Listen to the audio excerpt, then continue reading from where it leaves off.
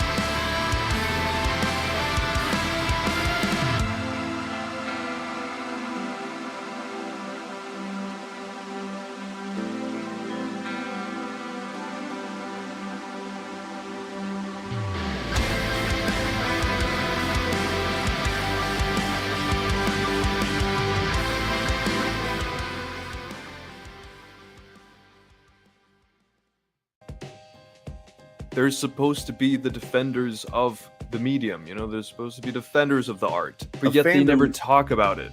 A fandom is a community, and a community, they're defined by people contributing to the health of the thing, right? Yeah. Like you know, as far as like building up the numbers, being good representatives of the thing, you know, making products that fan art and stuff like that, like all of that is exactly what a fandom is supposed to fucking do, and like encourage other people, you know, to do content, you know, just based on the for inspiration's sake, not inspired because of spite. You know what I mean? That's the only product that you end up getting out of this. And it's like, considering how large these fucking numbers are that these channels get, you would think there would be more possible than just a few short films of bullshit by, you know, that Epicverse is apparently gonna maybe do someday. There should be more art coming out of these communities if they were actual fandoms. Haha, got it. Fuck you. Damn, nice. I didn't even do that on purpose. That just comes out.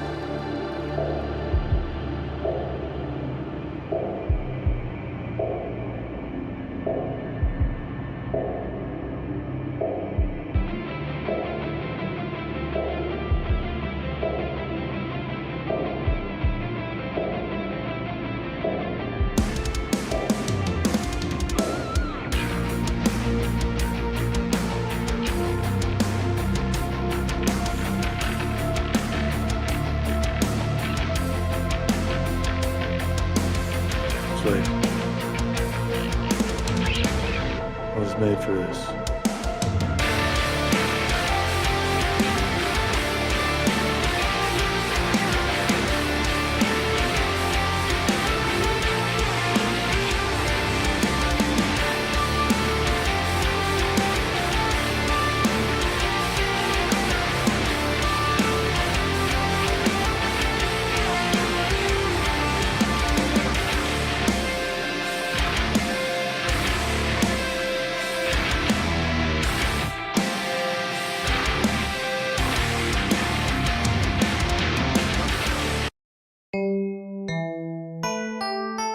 Forced adversity.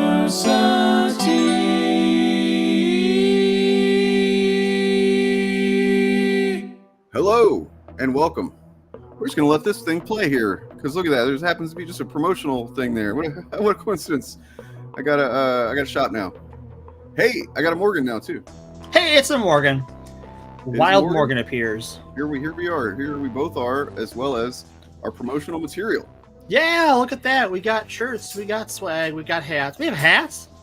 I can't even wear a hat. It's one of these websites that basically just like you upload a design and they're like, we'll put it on an elephant if they can pay for it. You know what I mean? Like, they don't care. Happy Father's Day, Reggie. Yeah. You as well. Wait, are you? I don't know. Are you a father? Well, if not, to your dad then.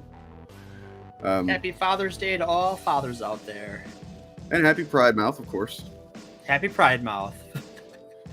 You see, we both got Pride Mouth there. Fuck yeah, we do.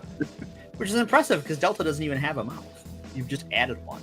It's pretty impressive. I mean, look, you got to go all out for Pride Month, you know. For Absolutely. Pride Month. Yeah, welcome everybody. And so it is. It's funny. You're like, somebody asked a question. You're like, that's probably a better question for Dame's Friday stream. Meanwhile, like the intro is like not really FAP specific. I know. And I was like, oh man, because the reason is because I honestly I just couldn't find the damn thing in time, and I was in a rush. And then I said, well, I got this intro from the other day. I'll just use this, and then I'll play the FAP jingle right at the end. Sure. And there's how it went. But yeah, happy Father's Day to any fathers, and you know what, any mothers who play more of like a traditionally father role, you know, or non-binary folks that play just what's generally seen as like the father role. Well, we should really break free of those things, those types of limiting frames of reference. And also, happy just normal ass day to people whose fathers suck. Yeah, happy. Like, you know what? Happy fuck you, dad day to that guy. You know, in particular. I know some people who have had some shitty dads, and I know Father's Day is a weird day for them. So you know what? To those people, I want you to feel loved and recognized. So let's examine this real quick. So we've talked about it before, I think, on here, but always two there are, no more, no less. That came from Yoda, who famously missed the fucking Sith Lord that came up to power underneath his nose, and infamously had to go into hiding and went fucking swamp mad on Dagobah for 20 years. Before he talked to another person. so I mean, maybe Yoda isn't always right. Maybe Yoda just like, so we talked about how like the prophecy or that old Sith adage or whatever the hell it is. Is it in? It's written in something, right? So like, yes, that is part of. Now we're gonna have to get into like the old canon, new canon stuff, but both of them, the rule of two, was established by a Sith Lord named Darth Bane, who came from an era when there was more than two Sith. And there was a lot of Sith. And the problem was you had a thing wherein a Sith would rise to power. This would be the big bad Sithosaurus Rex. And everybody try and kill him. And then the next guy, everyone would try and kill them too. So that guy would try and get all the people under them to backstab each other. And so it's just like, well, why don't we just have like, we're just going to kill everyone. And we're going to have two. I'm going to start over. I'm going to be the Sith Lord, and I'm going to have one apprentice. But also, the Sith, notoriously not like a rules people, more of a guidelines kind of people. That's kind of their whole thing, right? That's like kind of their whole thing, right? They're the Satanists of the religion of Jediism. You know what I mean? Like when it comes to the Force, the Satanists, they're like, hey man, don't fucking tell me what to do. I just want to have a good time and shit. Kill some people. But yeah, basically. And like when we look at the Clone Wars, not only did there was the, you know, you had your Darth Sidious, Darth Tyrannus, Count Dooku, and Palpatine. But Dooku had a bunch of like dark side acolytes that worked under him, like Asajj Ventress, doing his dirty deeds. And as long as you don't teach them the Sith secret handshake, they're not Sith. Darth Vader leads the Inquisition during the Age of the Empire. And like he does that openly. Like Palps knows about it. And in the old EU, where he also did that, the Emperor had the Emperor's hands, which were other dark side Force users that worked directly for the Emperor. And that was fine too. So I mean that's pretty much exactly it, Zachary. I think that's like guidelines. The right way to look at it is the pirate code, right? Yeah. Exactly. So yeah, That's that's another good reason. That's a valid reason for them to want to limit it, you know. But I mean, once again, it's like whenever your whole thing is kill the guy who's more powerful than you, it's basically prison rules. That's what being a Sith is like. You're in prison rules. You know, you take out the strong guy at the top, and then you're the guy at the top, right? Nobody's gonna fuck with you, but then everybody's gonna fuck with you. So it's kind of, you know, it's an inherent problem with like violent ideologies, really. Right. You know, kind of exposes that fault. To bring it to the real world, if you look at how fascist thought works, there's sort of a area of acceptable members in your fascist club, whatever club that is. But as time goes down, that acceptable range of people narrows down, and they start, oh, you were cool yesterday, but like, well, we need a new bad guy today, and I guess it's you. Yep, and you know, there's a thing about that. Let me find it. I'm sure we've talked about this before. So Ernst Röhm. We ever talked about him on here? We don't think we have.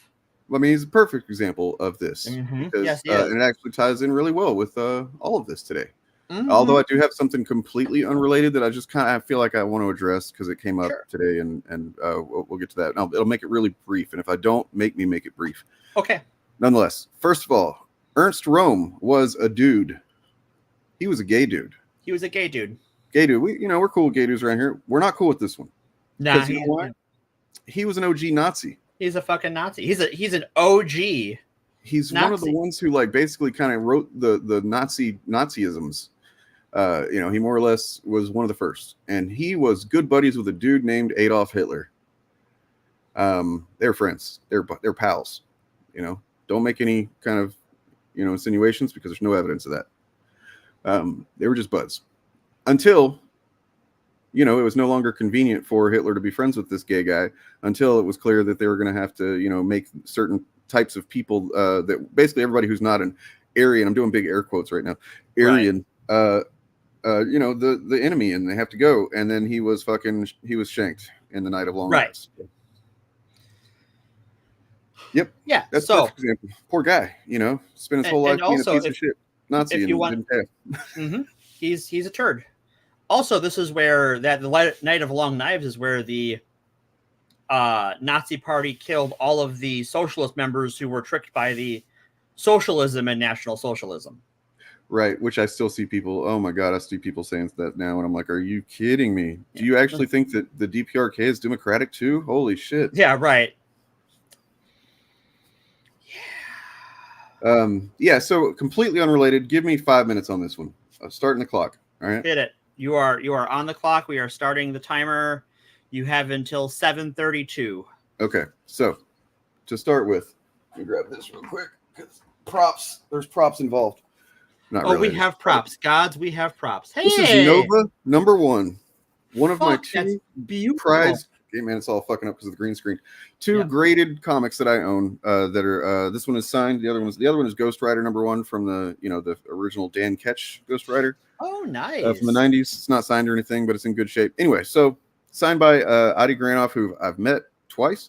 One of my favorite artists. He was honestly, hopefully he doesn't watch the show because he was my favorite until I discovered Mark Brooks is just like way better in my opinion. Not way better, but he's better. I prefer. Yeah, Mark Brooks is a very good artist. The funny thing is they're both really good friends and they act like brothers. And anyway, that's not part of the story. The part of the story is Adi Granoff called out another artist on the internet, which he doesn't normally do. He doesn't like to say what artists he doesn't like and stuff like that.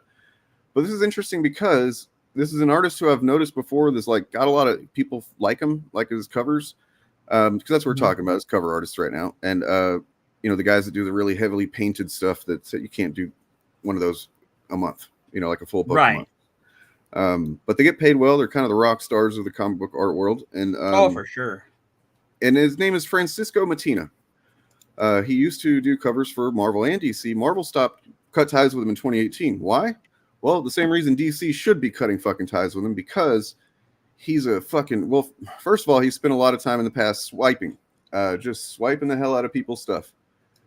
And what, for anybody that's not familiar, swiping means to steal people's art, basically. He's just tracing people's art out here.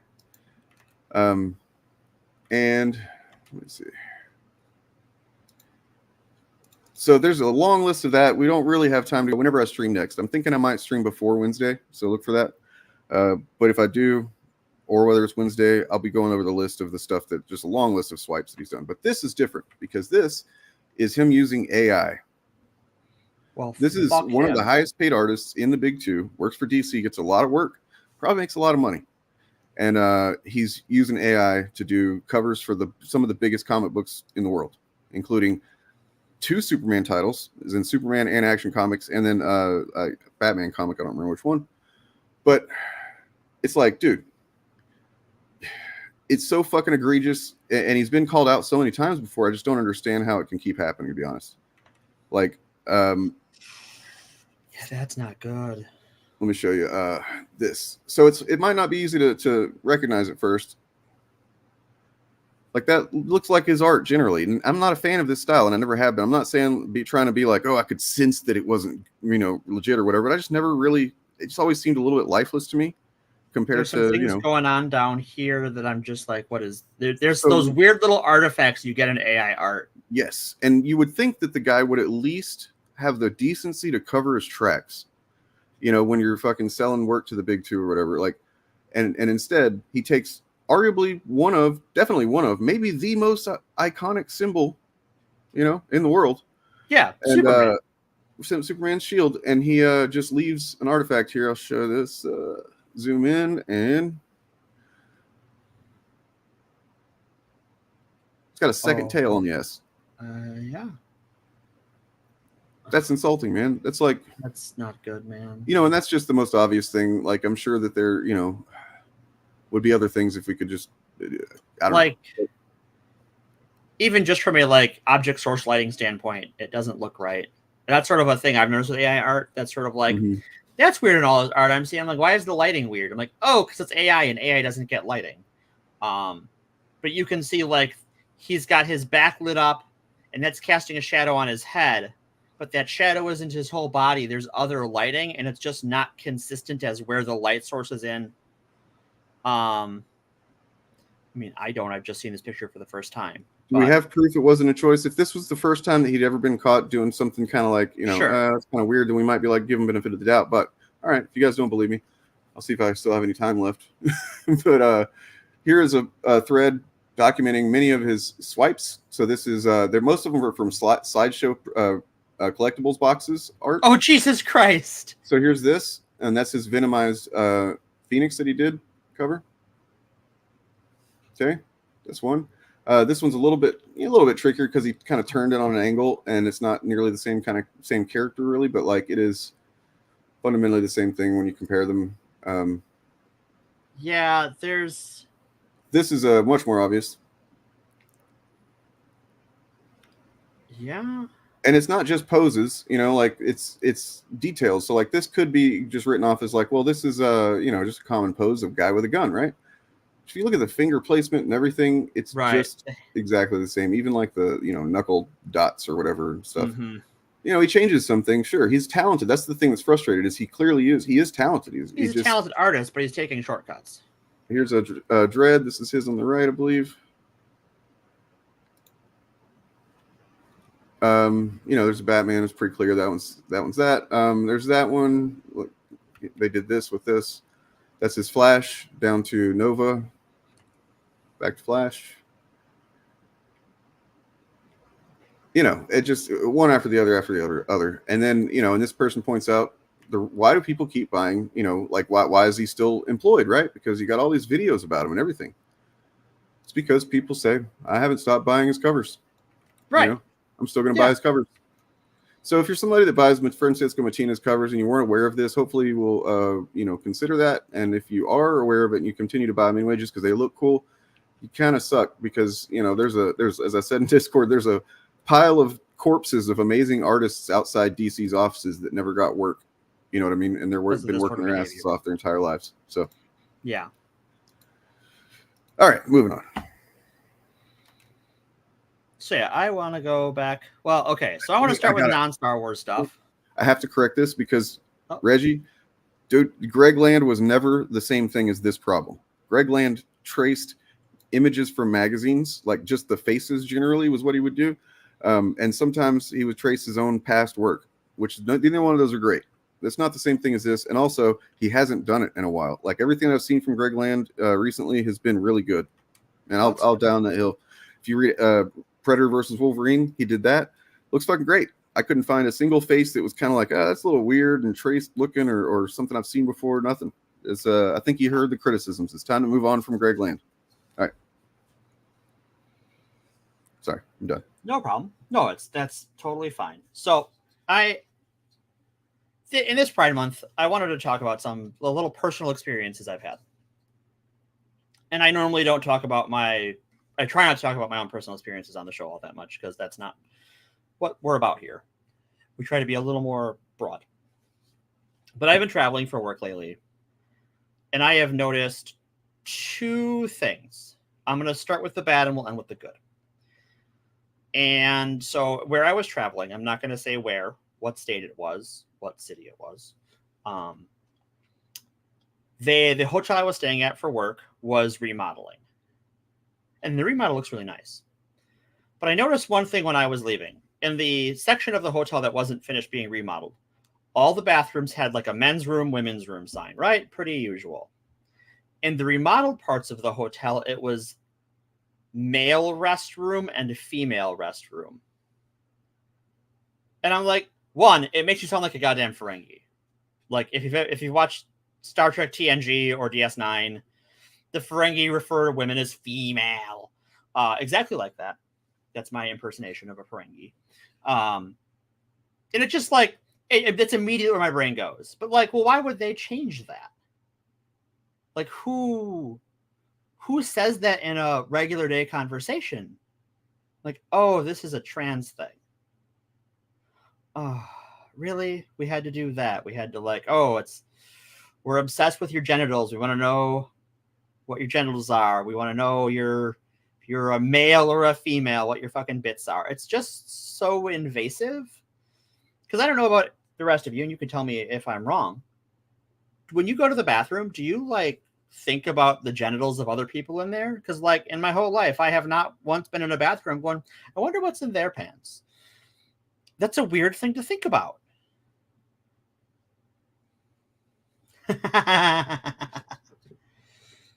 Yeah, well, I'm glad we're on the same. We share a single brain cell, McLeod.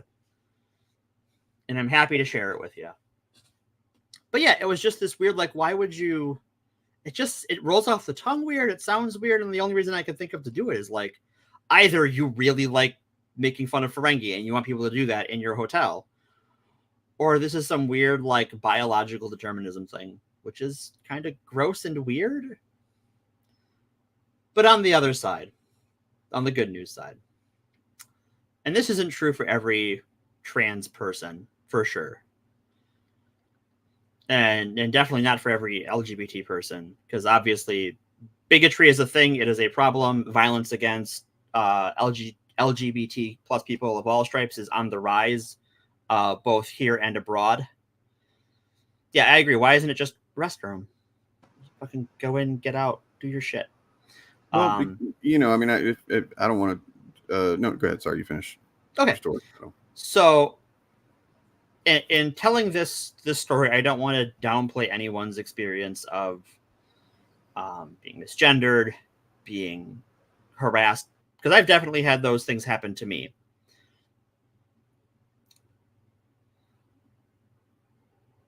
But the whole time I was there, nobody acted all that weird. I was like, when I arrived, I traveled into town in comfy mode, and every restaurant I stopped at, every on the method of transport to get there, on the Uber to the hotel room. When I sent to the hotel room, it was Miss Ma'am, Miss Ma'am, Miss Ma'am, because I looked more femme. And when I went to work and I was dressed more mask, it was Sir, Sir, Sir, Mr. Morgan.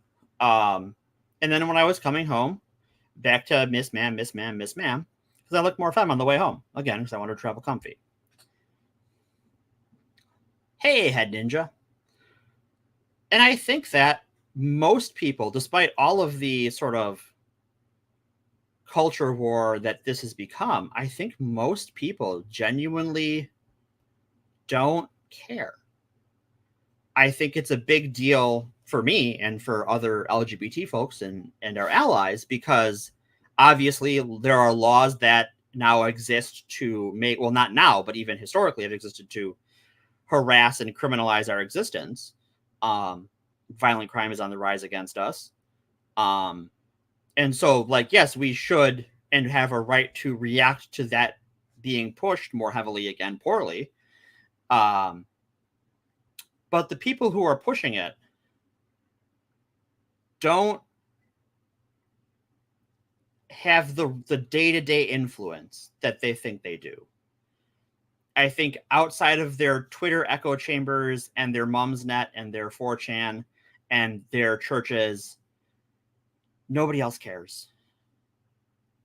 And if they care at all, it's because why are you dragging this dead cat on my doorstep?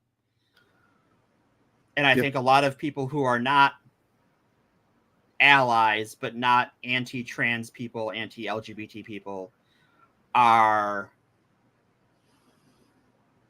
there's a cultural issue we have wherein we tend to blame the victim.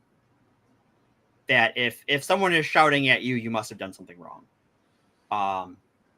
And I think that initially that was a lot of people's reaction to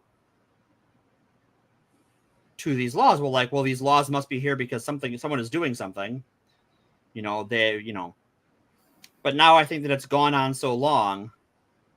It's like, well, they're still shouting about it. They're still passing these same laws over and over and over again.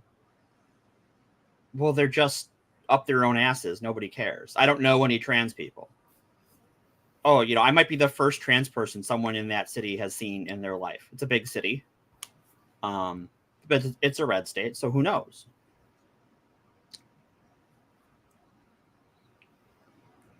I think that's part of it. I think that in general, it is harder to be a dick to someone to their face than it is online. I know people, I have friends on the right wing who I've had some very hostile interactions with online that, like, in person, one or the other of us or both have gone like, yeah, that got out of hand, because it's so easy to dehumanize someone online. You don't even know you do it. But yeah, I think that is ultimately, is as long as we keep resisting and as long as our allies don't just fall into complacency. And I think that's the next step with these laws, that'll be targeting allies. We've seen this with the abortion rights movement, where a lot of anti-abortion laws have moved towards targeting people who drive a friend to an abortion clinic, people who, you're a nurse in a hospital, we don't want to treat a pregnant person because we might be guilty of helping someone get an abortion. There was a big court case about it not that long ago in Texas. But I think as long as we keep resisting and keep pointing out how nonsensical some of these fears are and these attacks are, and how all of their, like, oh, they're grooming our children, all these things we're doing, that just never materialize, all these, alleged, like, oh, the bathroom bills are all about, like, oh, they're going to go into bathrooms and harm people, and that doesn't happen. What happens is, honestly, more than anything, is that a non-traditionally feminine cis woman goes into a bathroom and gets harassed because someone thinks they're trans. It's more about enforced conformity than anything. But I think that's ultimately why we will win, because these people will attack everyone over a group that is 1% of the population. So happy Pride Month. We're going to win. We've got this, as long as we keep fighting. If you can vamp for another minute, I'll be right back. I got to do something. And then All right. I can vamp for another minute. So, we went to Pride Fest last week. It was really fun. My spouse went in there first. You can actually see the head right up there. There's a Paris Ralph's head above me. Above that one. That's their fursuit head. We keep it on our bookshelf because they like to display it. Took a lot of pictures. Had a lot of fun. Kids fucking love fursuiters. Hey, Blackwing. Kids run up and are just having, oh my God, it's a dinosaur. I want to hug it and I want to get high fives and I want to take pictures with it. And like, so they just had so much fun coming up and saying hi to my spouse, who was all in character, doing all sorts of pantomime. And they had a blast. They were very dehydrated afterwards because, I mean, it was nice out, but it was still like mid 70s and you're in a full, just right, like everything. But it was a good time. Hell yeah.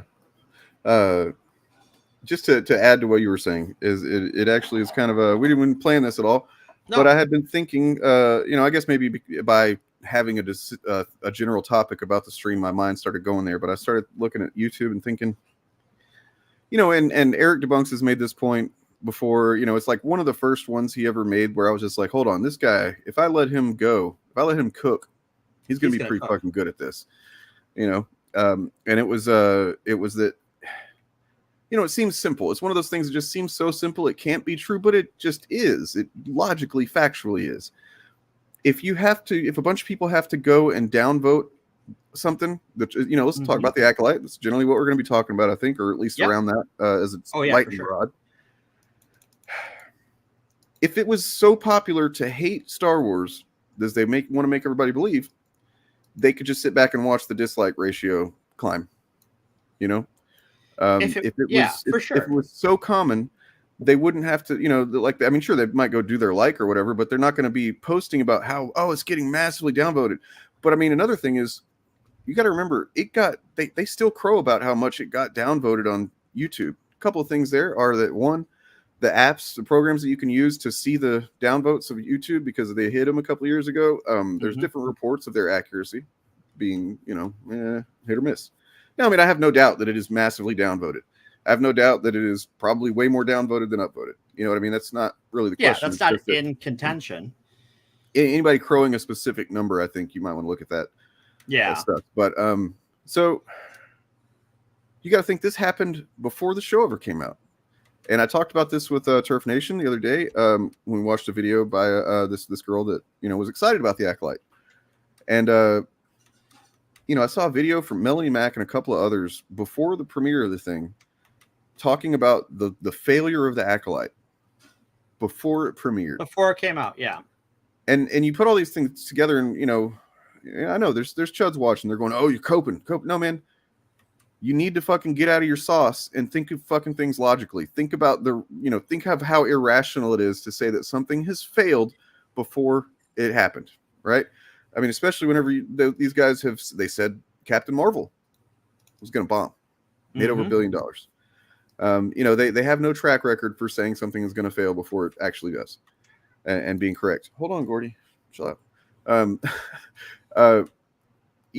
They spend most of their time trying to convince everyone that everyone hates these things, whether it's the Acolyte, whether it's whatever Star Wars or Marvel product or whatever. That's everything is a foregone conclusion with how they're presenting the information, and yet you analyze things rationally, and it's impossible for them to have come to that conclusion based on the facts.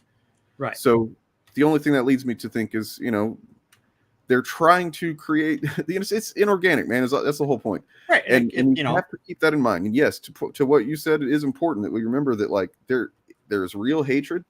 There is a lot of it on the internet, and there, hate crimes are up, and those things are connected to some degree, probably a significant degree. But for the most part, most people either don't.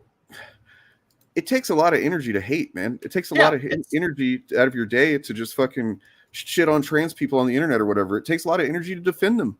And I'm sure it takes a shitload of energy to be one, but like some days, yeah. Yeah. It's just not it's not something that I want everybody to remember that, because I see pretty often, I see some people kind of acting like they're taking it at face value, that this is just everybody hates trans people or something like that. And fuck no. No. Trans people have been around for a long time. By and large, everybody knows that there's just another type of person. Maybe they don't understand. Maybe they think it's kind of weird. Whatever the fuck it is. But they're not like hateful, but generally. So here's the thing about like when something is genuinely bad, whether it's critically bad, like The Acolyte. We want to start with The Acolyte. Sorry, I kind of got lost whether I was talking about Star Wars or no, but I think here's we're gonna bridge the two. We're gonna bring it all together. Ready? So I don't have to remind anyone that arson is bad. I don't need to make fake profiles to sock puppet to say arson is bad. I don't need to create think tanks that exist to convince you that arson is bad. We all know burning down someone's house is bad. We understand that at a fundamental level that requires no propaganda whatsoever. We get it. We go, that's probably pretty bad. Maybe don't do that. That's why anti-queer groups have to exist. That's why review bombing has to exist. Is because no one has to tell you Star Trek V is bad.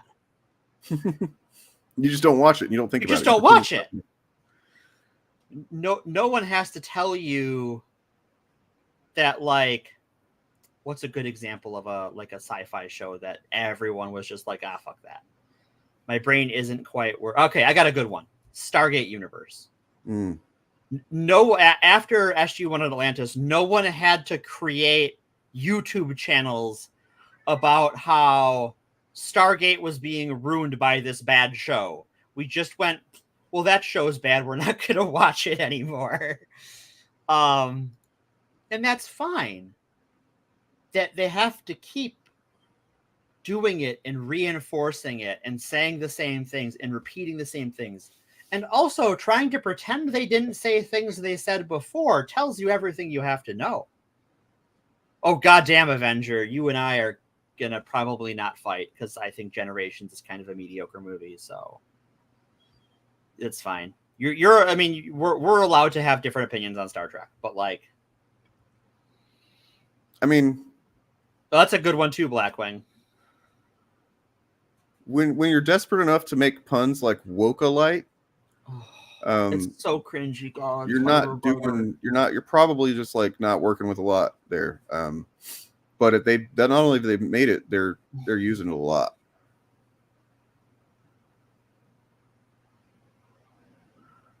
Good God, get a writer. What's wrong with the? A black woman. I literally don't get it. I don't get what they're going for.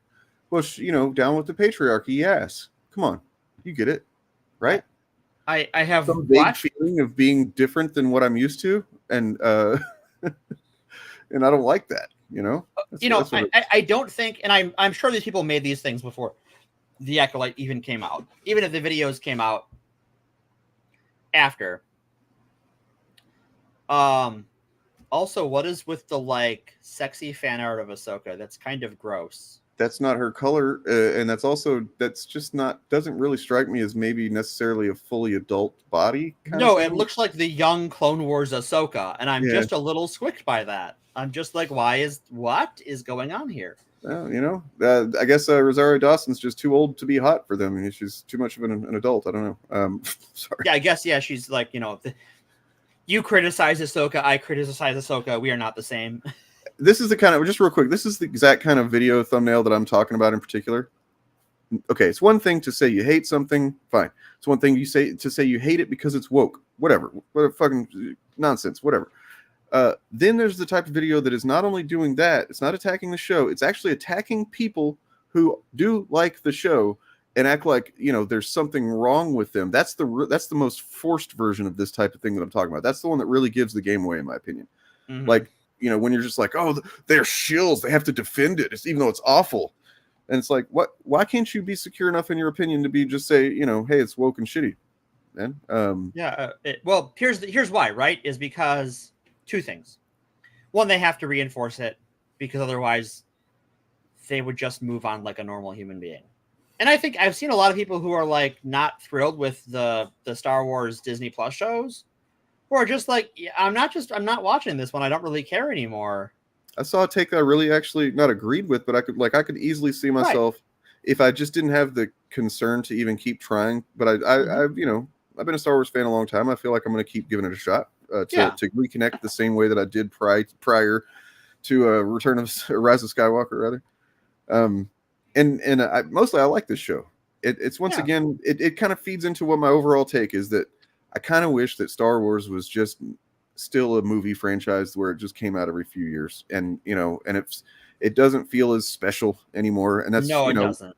What does that mean? I mean, they still can have a super entertaining show with really good characters and story and everything, and that's fine. That's great, but it just doesn't feel as special as it did. I wish we had TV shows and movies. I wish we got a show every year and like a movie every 2 or 3, right? Like, because I think there is something to be said. Like, I liked a lot of the Clone Wars and Rebels, and even Resistance was pretty interesting. I just finished Bad Batch, and the ending of Bad Batch was really good. I think that, like, you can tell the thing about Star Wars is that the universe is big enough and the setting is diverse enough that you can tell any story you can think of in Star Wars. And maybe they're starting to figure that out. Maybe. And I hope they are, because it seems like with this, because this is very much a murder mystery. Andor was very much a political thriller. Ahsoka was weird. I enjoyed Ahsoka, but it has its issues. What are you talking about? You talking about my take, man? I mean, that's fine. Like, that's fine. That's fine. It's kind of understandable. So, it's just a take. Also, I think, can we go back to that shitty thumbnail with the black woman on it and the What, this one? I made this one. Oh, you meant the other one. Oh, not. Yeah. That, but it is made up of a bunch of shitty thumbnails. Yeah. I don't know if did I get it across? Like, they're the cultists. Right, they're the cultists. I love that. That is very clever. This one? Not that one. The other one with the black. No, the other one with the black. Yeah, there we go. Do you notice a theme here with, like, they have to have a black woman in every one? I wonder if it is. It is. I mean, most of the thumbnails just have what's her name, May on the thumbnail. Yeah. Like, that's it. Just like, look how bad this is. I like Ahsoka a lot, Greg. I have some issues with some of the acting more than anything. I think I like the story a lot. I think Rosario Dawson just doesn't do it for me as an actor. But overall, I like the show. Okay, so down with the patriarchy, right? And they've got this black woman here right in the middle. The crux of the show, you have this I think they're non-binary or femme Jedi Master is a politically minded, sort of media conscious Jedi Master who doesn't want this murder to get out, that this Jedi Master was murdered. And the person telling her or them that they're wrong is Master Soul, who's a dude. So what patriarchy are we down with in this show? Or are we trying to get rid of in this show? Because it seems like we have a dude telling a femme person they're wrong, and the dude is right. Yeah. And I mean, and never mind the fact that we know for a fact that canonically this, kind of version of things basically stays the same for a couple hundred years. We know, right. We know not how this individual story ends, but we know the long-term ramifications of our Jedi Master up here in the corner's ideology. I just noticed that the and just keeping in mind the Ahsoka thing, it's not from the same channel or anything, but I mean, just still, the guy in the bottom from the Family Guy thing, that's famously the PDF file character. And he can't get it up, apparently, is what the image is conveying. The lightsaber is what is this? I'm not even going to philosophize on it because I don't know fucking anything about Family Guy or who made this thumbnail. Well, you guys watching, you all generally know that's the PDF file guy. They kind of got rid of him from the show. I read an article about it recently. I haven't watched it in years, but yeah, he was always the one that's like, "Hey there, Chris," talking to the teenage boy and stuff, and it was pretty obvious what he was about. And then I don't know, man. I don't know. Whoever made this thumbnail, for one, you suck at thumbnails. 2, you're really bad at it. Less is more. 3, Herbert, thank you. 3, I hope you're not conveying what I think you're conveying or what it looks like you're conveying. And if you didn't realize you're conveying that, well, that's probably the first thing you should take off this fucking thumbnail of many. But okay, so let's look at it. Shill, okay, I don't get it. Echo chamber, who's echo chamber? What does this tell me? Regurgitated. The story is regurgitated. I mean, I think most of these are these. I hate to defend this thing or say that it has any kind of cohesion, but it kind of does in those words that are stacked there. Those are all about the defenders of the show. So the defenders are in an echo chamber. They're shills too. Why is that in a different text? I don't know. They're regurgitated talking points. Okay, and then they have an anti-male spin. The defenses of the show are anti-male somehow. Like so far, the 2 male leads are treated like smart, intelligent people who genuinely want to do the right thing and believe in what they're doing and try to be honest and fair in their actions and beliefs. Unless to you male means exclusively dirtbag, this show is not anti-male. Sorry. Racism is weird, man, because like if racism is what makes you look at this woman and go, oh shit, dude, she's fucking gorgeous, how are you gonna like, what kind of racism is fucking weird? Yeah, I am not into women with no hair, but like I can tell that if I were into that sort of woman, she would be very attractive. Mm-hmm. I will say this. Here's one superficial criticism of the show that I'm going to give.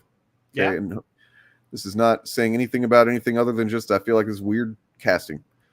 This character, I just don't like the way she looks in like as a green character. I don't know. It seems like this was just a weird casting choice to me. I don't think you're wrong. Completely superficial, completely like aesthetic kind of thing. It's probably weird bias on my part in some kind. I'm just like, I don't buy it. That was my opinion of the Grand Inquisitor in Obi-Wan. I'm just like, you don't look right. Kind of like that too, and kind of like Thrawn as well. Thrawn was like, I would have liked a more intimidating Thrawn. I know he's the voice guy from before, but yeah, like I like that they got the voice guy to play him in person. He is not the most imposing. I think it's a camera angle issue. Because you can make Tom Cruise look imposing, and if you've seen pictures of Tom Cruise like in paparazzi photos, he is not an imposing guy at all. But like, it's amazing what you can do with camera tricks. You can make Robert Downey Jr. look as tall as Chris Hemsworth, and he is not. He is not. No. Avenger, I'm not. I mean, I could look and see whose it was. I don't know off the top of my head, but yeah, it's not worth it. You can laugh at them here with us. We're laughing. Ha ha ha. Wait, what? So I wanted to look at a couple things here. So it's talking about the critic score. Somebody mentioned that earlier. Unless were you still on something in particular? Roll on. Okay. Got a Forbes article here. Look, I'm not a defender of Forbes, but sometimes they have journalists who write decent articles. Yeah. The Acolyte's 15% audience score is embarrassing for the audience scores, and I would agree with that. Like I said, if you have to go out of your way to try to prove to everybody that something is bad, maybe it's not as bad as you're trying to think it is. Or maybe all these things are subjective and you should accept that anyway. Nonetheless. Here is how you can tell that this is just like botnet shit, is that not only have they review bombed this TV show, Star Wars The Acolyte, they have review bombed a fan film from like 6 years ago called The Acolyte, a Star Wars fan film, and an unrelated show called The Acolyte. Yeah, let me grab those because holy shit, dude. and like I'm sorry, what? Like if you're, but it's exactly the kind of person I would expect, honestly, that would downvote a show would also downvote the wrong one.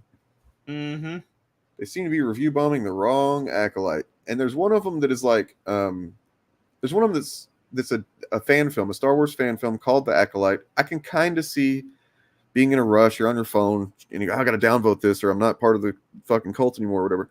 And, Right. you know, and you just kind of miss that it says in the title, a fan film. Okay. You don't look at the picture too well and just downvote. All right, this is woke shit from Disney, blah, blah, blah. You say you're screed, and then you go beat off and looking at pictures of, I don't know, teenage Ahsoka. And then that's like, okay, I guess I could see that if I was that much of a fucking cringe lord. But there's another thing called Acolyte that's completely unrelated to Star Wars. It doesn't look anything like Star Wars. There's nothing at all that you could mistake about it, but it's called Acolyte, and they're downvoting that too. So, yeah, I'm sure they're doing it to like Assassin's Creed. Yes, actually have a. You know what? I should have. If we have a chance, I do have something pretty special about that I'd like to point to later on. But yeah, related to Assassin's Creed. So, but yeah, I really think that like that you have to review bomb it, and that it's so obviously review bombed. Right, because look, let's say that you are someone who thinks that modern Star Wars generally isn't your thing. You think that Disney is they're taking the story in bad directions or whatever, and it doesn't have anything to do with the woke shit or anything like that, right? I'm sure those people exist, and that's fine. You're entitled to those opinions, you know, if it's informed by what's actually happening and you're an honest person about how you're engaging, sure. And you're not like saying because there's a fire in this thing that it's ruined Star Wars, even though there's been fires in basically every other Star Wars movie, yeah. Nonetheless, so this kind of shit makes it difficult for those types of people to, you know, even communicate their criticisms, because we're spending so much time on this shit. You know what I mean? That like you can't even get past this to get to any legitimate criticisms, which I think there are some. Yeah, there definitely are. I definitely have some issues with the show. Sorry. No, you're fine. Go ahead. I kept talking whenever I should have stopped. You go ahead. Like we can talk about the things that like I think is wrong with the Acolyte, if we want to. I think the costuming sucks. I'm going to say it. I think some of the Jedi robes look like fucking Halloween costumes. And for the amount of money on this show, you should not suck that hard. I get that they're trying to make them look like the Jedi robes from the High Republic book covers, but a lot of those are like watercolor paintings, and you're just not going to make that look right. They just look a little TV show. Yeah. I do want to say, if you're watching right now and you're somebody who's like, man, I hate that they're review bombing this stuff, I would adopt this position. Do not entertain a debate that it's not a review bombing, because you can look at them and see. And if we need to go look at some of them so that we can prove it, we will. Can you guys hear Gordy? I heard Gordy, yeah. Okay, I got to feed him. Nothing is even this close to, except for the holiday special. And on IMDb, it's even easier to see. At 54% of all reviews are 1 star. Which, look, man, even if you fucking think it's the worst Star Wars thing, I'd say that'd be like a 3, 4 or something like that. Right, and that's specifically like that you've watched it and given it a bad review. Be right back. Like, you know, I genuinely believe this 10 through 2 curve is probably pretty accurate. Like, there's definitely, if you're not a fan of mystery shows or mystery stories, or if you're not a fan of like kung fu inspired action scenes, like, yeah, this might not be your Star Wars. And it is okay that it's not your Star Wars, because like, as I have said on the show before, you don't have to like everything to be a fan of Star Wars. You just have to like a Star Wars thing. If that's just the original trilogy, you're a Star Wars fan. If that's just the Old Republic because your WoW rating guild moved there and you move with them and that's all the Star Wars you know, congratulations, you're a Star Wars fan. You don't have to like everything, and you can even skip things, because you know what? There is some fucking shitty Star Wars stuff. Some really mediocre novels, some terrible video games.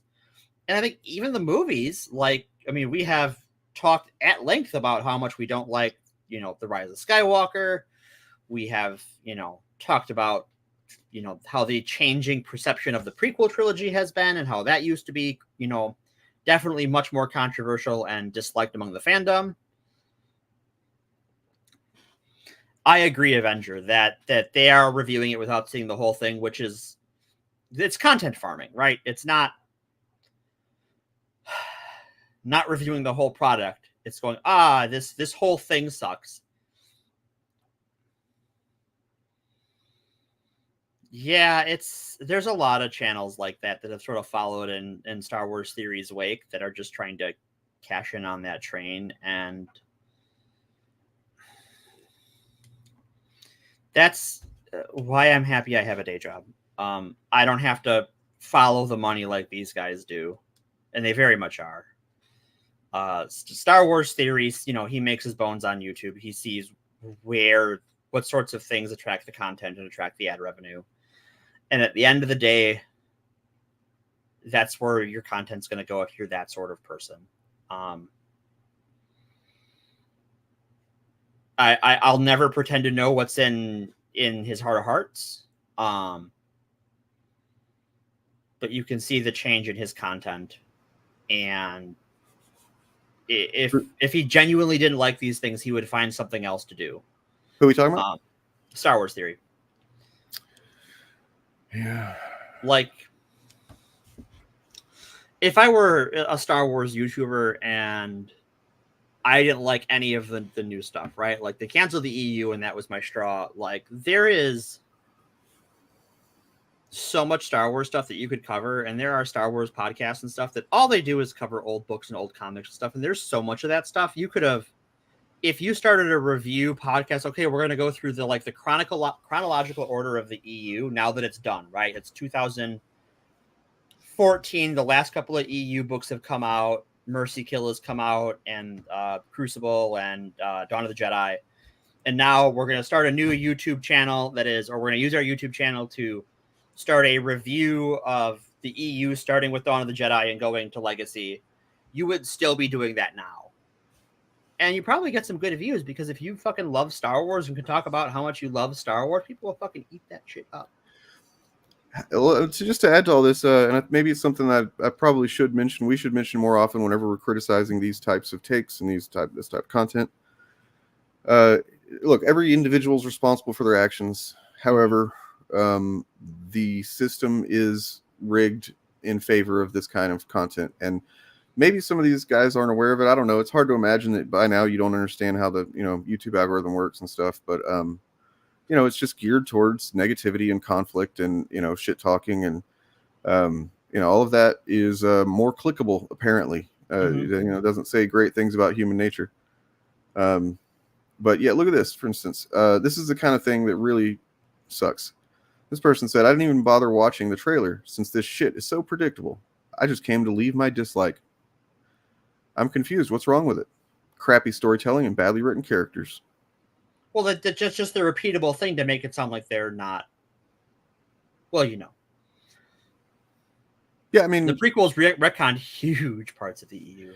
This person at least admits that they're just downvoting it because they're downvoting it because prior shit, and then also they're convinced that it's got crappy storytelling and badly written characters. Guys, if you're not watching in everything that you're criticizing, you're doing it wrong. If you're not consuming the thing first and you're just making up your mind, it's perfectly fine to say, oh, this looks bad, but you should watch it first, Well, let's just go back to like what I was saying about Ahsoka. Like my main criticism of the show is I don't think Rosario Dawson plays the character Ahsoka very well. She's kind of just there, right? Yeah. Like, I don't think she knew what to do with her, right? But we can give a specific example of what we don't like about the show, right?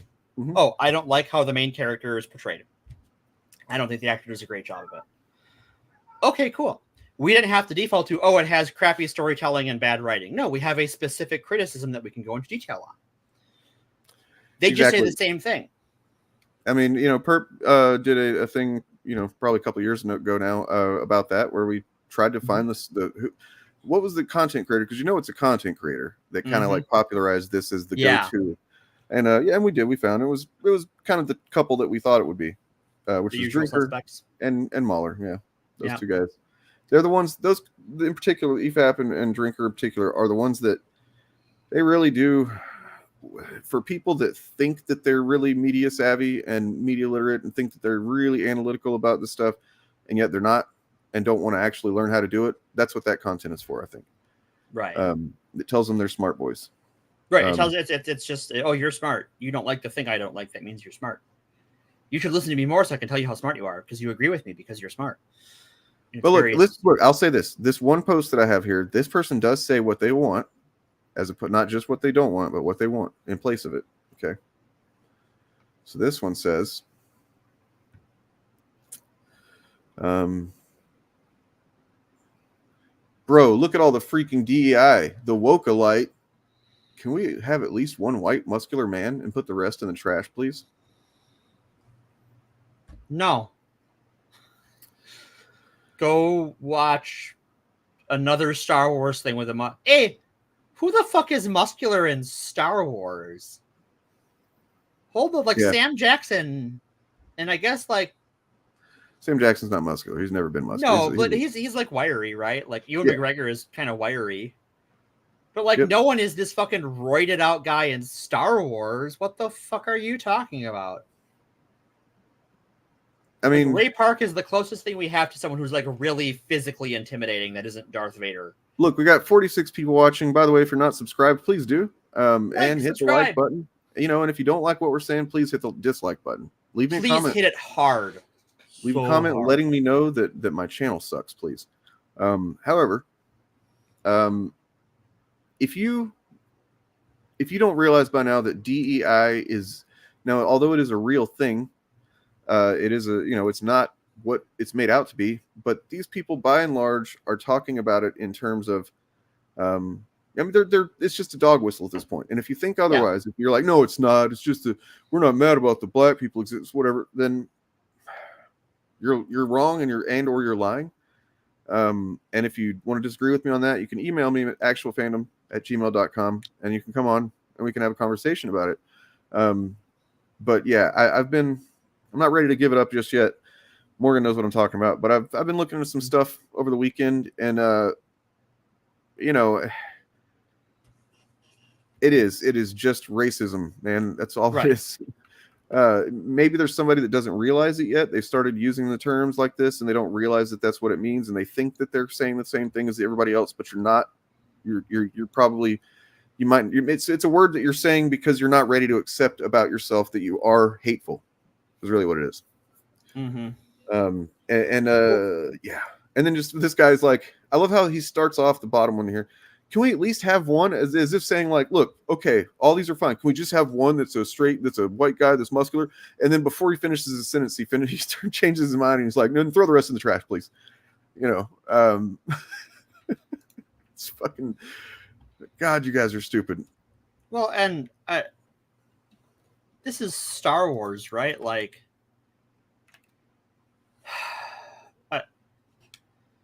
It's you look at Jackie, Master Soul's Padawan, is this alien child, and this is a setting where we have this weird alien child with a crusted face, and that's believable, but that there's not a white guy around is somehow impossible. Give me a break, please. Yeah, I mean the whole DEI, or whatever the next acronym is going to be, because I imagine by the end of the year we'll be onto a new one. Well, and keep in mind that this was all pushed by Chris Rufo. It's all Chris Rufo. Himself. Culture got Rufoed. It got Rufoed, yeah. Kind of like saying roofied, but it's Rufoed. It's Rufoed. Yeah, they're equally bad. I would not roofie anyone, but nor would I introduce them to Chris Rufo. Have we talked about the Making White People Cry clip? No, we have not. Have you seen that? Gods, no, I have not. So, I think maybe they've moved on, or it's probably going to be something they keep in their back pocket to bring up in the future because. Sure. So there was a show called The Hate You Give, I think it was what it was called, or something. That Amanda, what's her name? Amanda Stenberg was part of a couple years ago. And it is, specifically about the effects of racism and stuff like that. And so there's a clip going around of her a couple of years ago talking about this show. She's promoting it as actors tend to do, except for during the strike, which is why the Marvels. Anyway, and that's being used as like some kind of evidence to show that they hate white people. Don't fully humanize the people of color who are killed and affected by these events. And so that's what this is supposed to be a tool to do. It's supposed to ground it in a personal narrative, and hopefully people will have a sense of empathy because of that. And so far, it's been really successful. We have a lot of white people crying after, which is great. I've never seen so many white people crying before. Like, it's amazing. That's what I was like. That should be the new Rotten Tomatoes. It's like a little thing, white people crying score. It's just like a, exactly. But you know what? I'm That. So what's the problem? Well, the problem is that they're pretending that they don't know what jokes are in this context, but of course, whenever they're talking about trans people or whatever, it's all jokes. Right. Well, it's just a joke because they have one. They have one joke. But yeah, when it comes to this, they're not realizing this is on Comedy Central. This is a comedy show, and that they are laughing as they're talking. The thing that was said right before that was the serious part. And if you can't tell the difference, you know, maybe it's a spectrum thing. I can kind of understand that. I used to have a harder time with that stuff than I do. You know, like knowing when somebody's going in and out of a humorous tone or whatever. But yeah, they're clearly, she's saying this is about getting people to empathize with, people's lives that you haven't been exposed to, because that's really usually that's all it takes, is just realizing that this is what someone's lived experience is.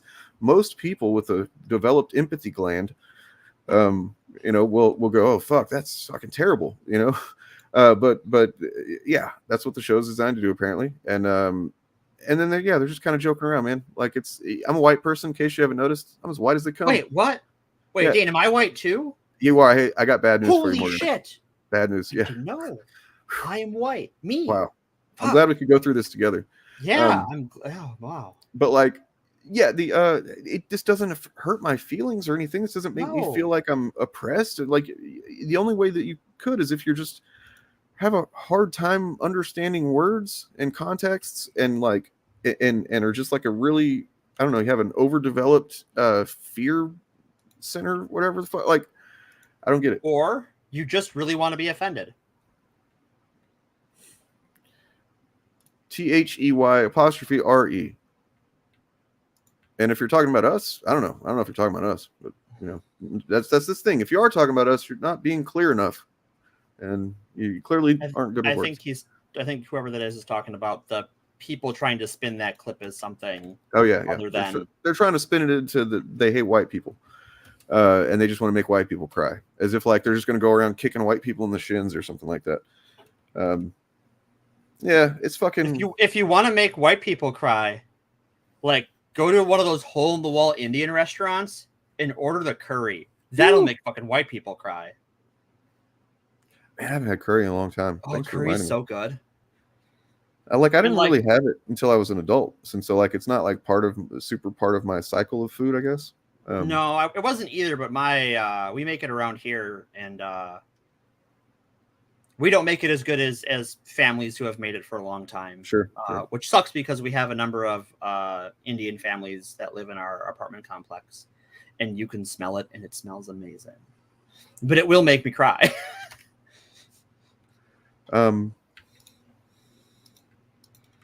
See, that's a joke about white people. It's okay. It is okay. It's fine. I am not. If you're offended by that, I'm sorry. And I think I'm going to keep this clip that I'm about to show in heavy rotation on the streams, because this is Alyssa Mercante. She's a Kotaku writer. Oh my God, the devil. Yeah, right. She's been receiving quite a bit of shit in post the Sweet Baby Inc. Non-Bacle. That they weren't really able to get off the ground too much, but it did, it riled up a few people, sure. And I've been looking into that. That's all I'll say. But we're gonna have a special report, putting these journalism skills to use soon. Yeah, you are. But this is an interview, I guess she did. I don't know who this guy is. I kind of want to reach out to him, see if he wants to come on the Shillcast or something. Ooh. But just check out this clip, man. They're like, holy shit, she fucking kills it.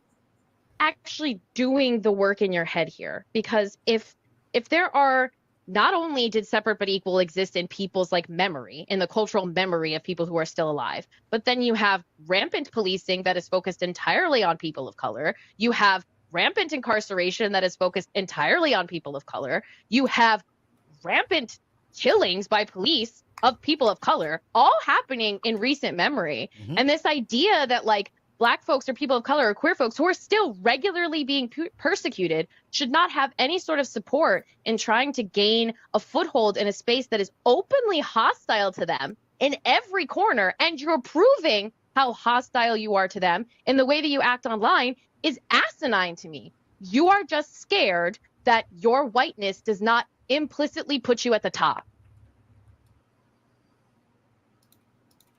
Few points have been made so well in like just under a minute.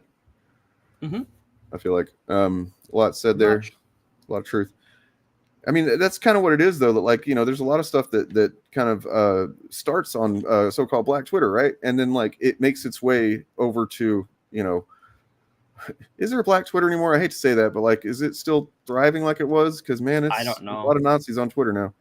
I follow there's a feed on Blue Sky called Black Sky that has a lot of the old usual suspects from Black Twitter. It's a very interesting read. But like it, you know, a lot of things that we end up discussing and even terms and whatnot, white people end up co-opting because that's, you know, how we do things. They start on Black Twitter, and like that, then that's the stuff that ends up pissing off chuds eventually. You know, it takes a while to get to them, I think, but. Yeah, but you're right. They couldn't just go hang out over there and follow nothing but people, you know, generally colloquially known as Black Twitter. Threads has a black space. Good. Nice. All spaces should. Isn't that make it an ethno-nationalist?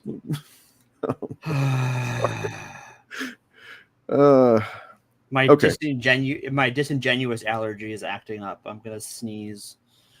So I have here, what is this? A plea for sanity from the Wokalite.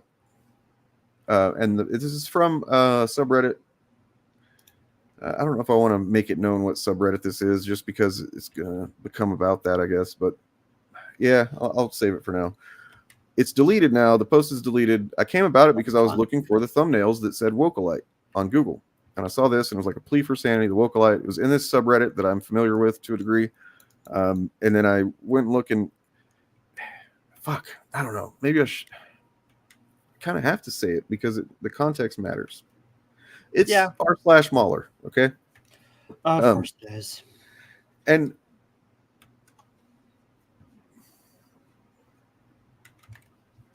so, yeah, plea for sanity. And then the post is deleted. It said something like, you know, why something about these DEI, blah, blah, blah, whatever. But then like the interesting thing is like, serious question. And if a few times the month I showed up and poked you in the eye and left, how many months? Because it said something like, when are they going to stop doing this to us or whatever? You know, how many months would it take before you stopped feeling neutral towards me? Disney has one all right show and everything else has been terrible. There's a constant factor that keeps making Disney suck. Everything pushed out was all vegan propaganda. Oh, no. Sorry, that's not the one I was looking for. Yeah, you showed up to get your eye poked. That's what it is. This person is acting like Disney is doing something to them. Right. This person made a sensible comment. I'm sure he gets roasted. Yeah, I mean, one upvote there. That doesn't work, though, because you're actively trying to piss me off. You're the one coming at me. And yeah, in this case, like, hold on. No. Why do you think that? Why do you think that? Is everything in the world made specifically for you? Is it because you're white? Is it because you're a white straight male? Because I'm that, and it's not coming at me. It's not trying to piss me off. Nothing is trying to piss me off, really. You know, maybe sometimes my cat. Like, what? I don't know. This actually has -3, so I don't know. I guarantee that you'll be much happier ignoring what you dislike, and if you already did that, then you know. Oops. This one has -4. This person, okay, this is the one I really wanted to look at because, like, I was referencing the dislike ratio being something that he said that it feels it feels harsh. I started this post on another post in the Reddit that was overall very negative about the show already. It just seemed harsh to start disliking it based on very little from the trailer. Some want to dislike it over the creator's comments. Also rather unfair to me. Most of the time, if something is meh, it doesn't even get any engagement. No like or dislike, but people really want to express themselves on this one.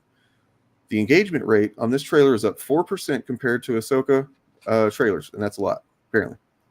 There's more dislikes on Acolyte, 8 million views, than there are likes and dislikes combined on Ahsoka trailer with double the views, 16 million, as I outlined in my massive post. The engagement rate is unusual, and I would label it harsh, I guess. It starts the early narrative that the show is a failure, and people will... So this person is almost there. Almost there. Almost there. It's not harsh. It is fake in the sense that, right. I mean, yes, it's harsh, but it's not based on people's genuine feelings about the show. I mean, I guess they might think it is, but it's because of the content that they consume. It's because of Mahler, who literally cannot, been over it a bunch of times, but it's really, it's just a disingenuous campaign is what it is. It's trying to prove something. It's not trying to express their dislike of the show. As individuals, maybe they are, but I mean, the effect of it is they're trying to convince everybody how terrible this fucking thing is before it ever comes out. Well, it's exactly. We saw them try this with X-Men, and they had all, for a month before the show came out, they had the same sorts of videos they now make about Acolyte, or made about Acolyte before it came out, and it didn't work. I think that X-Men 97 is bottled lightning and is one of the best animated series ever made. Yeah, I'd agree. But I also think that there is more culture war cachet invested into the Acolyte, or into Star Wars in general, that Star Wars just has a bigger audience, and a bigger segment of culture war audiences are focusing on Star Wars, and so they can drag it out more easily because they're going to get more viewers who aren't going to watch it and just take them at their word.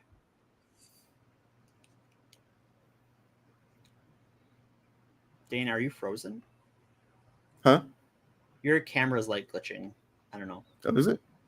It was. I don't know what was up, but it looked like your camera was glitching. Hopefully nothing else glitches. Hopefully. And they try to every accusation is a confession. They try to make it, the defenders have to defend it because they're shills and they're a cult, and they made up their mind before it came out. It's just I didn't make up my mind about the first 2 episodes of Acolyte till I watched them the second time. No, I mean, in a way, they're right. I did make up my mind before the first episode came out. I made up my mind that I'm not going to obsess over things that I hate. Mm-hmm. I made up my mind up about that a long time ago. I'm not going to try to convince other people that do like something that what they like is bad. Yeah. I'm not going to try to convince everybody before they ever see a thing that they shouldn't even watch a thing because I say it's bad. Right. Even though I also haven't seen it yet. Yeah, I made up my mind about that. I did. That's good. I think, and they can't be wrong twice back to back, right? They were wrong about X-Men, and some of them admitted it. Some of them just kind of shut the fuck up and moved on to Star Wars. But they weren't going to, for sure. They needed to win, right? And that's why this manufactured campaign is the way it is, because they need to win. And I think as far as the sites that monitor the popularity of streaming shows, Acolyte looks pretty successful. As far as people I have talked to have seen it in real life, they seem interested. Even the conservatives. This is the other thing I want to always sort of come back around to now that I have more and more data points on this. That conservatives who are not terminally online, geeky conservatives who aren't just plugged into the chudosphere, are just I don't understand why when I go online to read messages on Facebook from my kids or grandkids or whoever, that Facebook wants me to see all these Star Wars posts that are nothing but hating Star Wars. They don't understand the culture war aspect of it. Byron, I mean, I feel like, you're not going to say, I can't tell how long you've been around, but I feel like you've been around a while, watching the channel. And I feel like, I hope, if not, then that's on me, on us. We need to convey this more often. We're almost never talking about, in the grand scheme of things, just the show or the comic or whatever, or even the franchise of that thing. Chuds, a lot of them, it's a grift. Yes, they're grifting. A lot of them are lying. A lot of them are dishonest. And a lot of them are using bigotry at the same time. That's two elements to it, grifting and bigotry.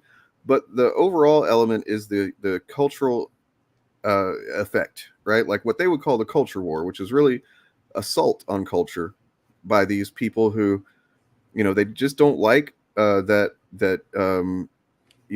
society is moving forward and starting to begin to consider giving some equity to the people that have historically not had power, and when I say power, I mean like power to even speak their voice, have their voice heard in anything. So exist openly in public. Mm-hmm. Without people of color, queer people, whatever it is, even women in some cases. We're talking about that within fandoms. Women are still struggling to, have a fucking place to be seen as valid in fandoms because these things have historically been male dominated. Well, let me rephrase that. Yeah, they've been male dominated, but women have always been there. Have always been there and have been central. Go watch our Mary Sue episode on the past channel. Star Trek, I mean, would not exist now if not for women. Yeah, literally from jump would not exist without women. It was canceled. Would not have continued to exist without women.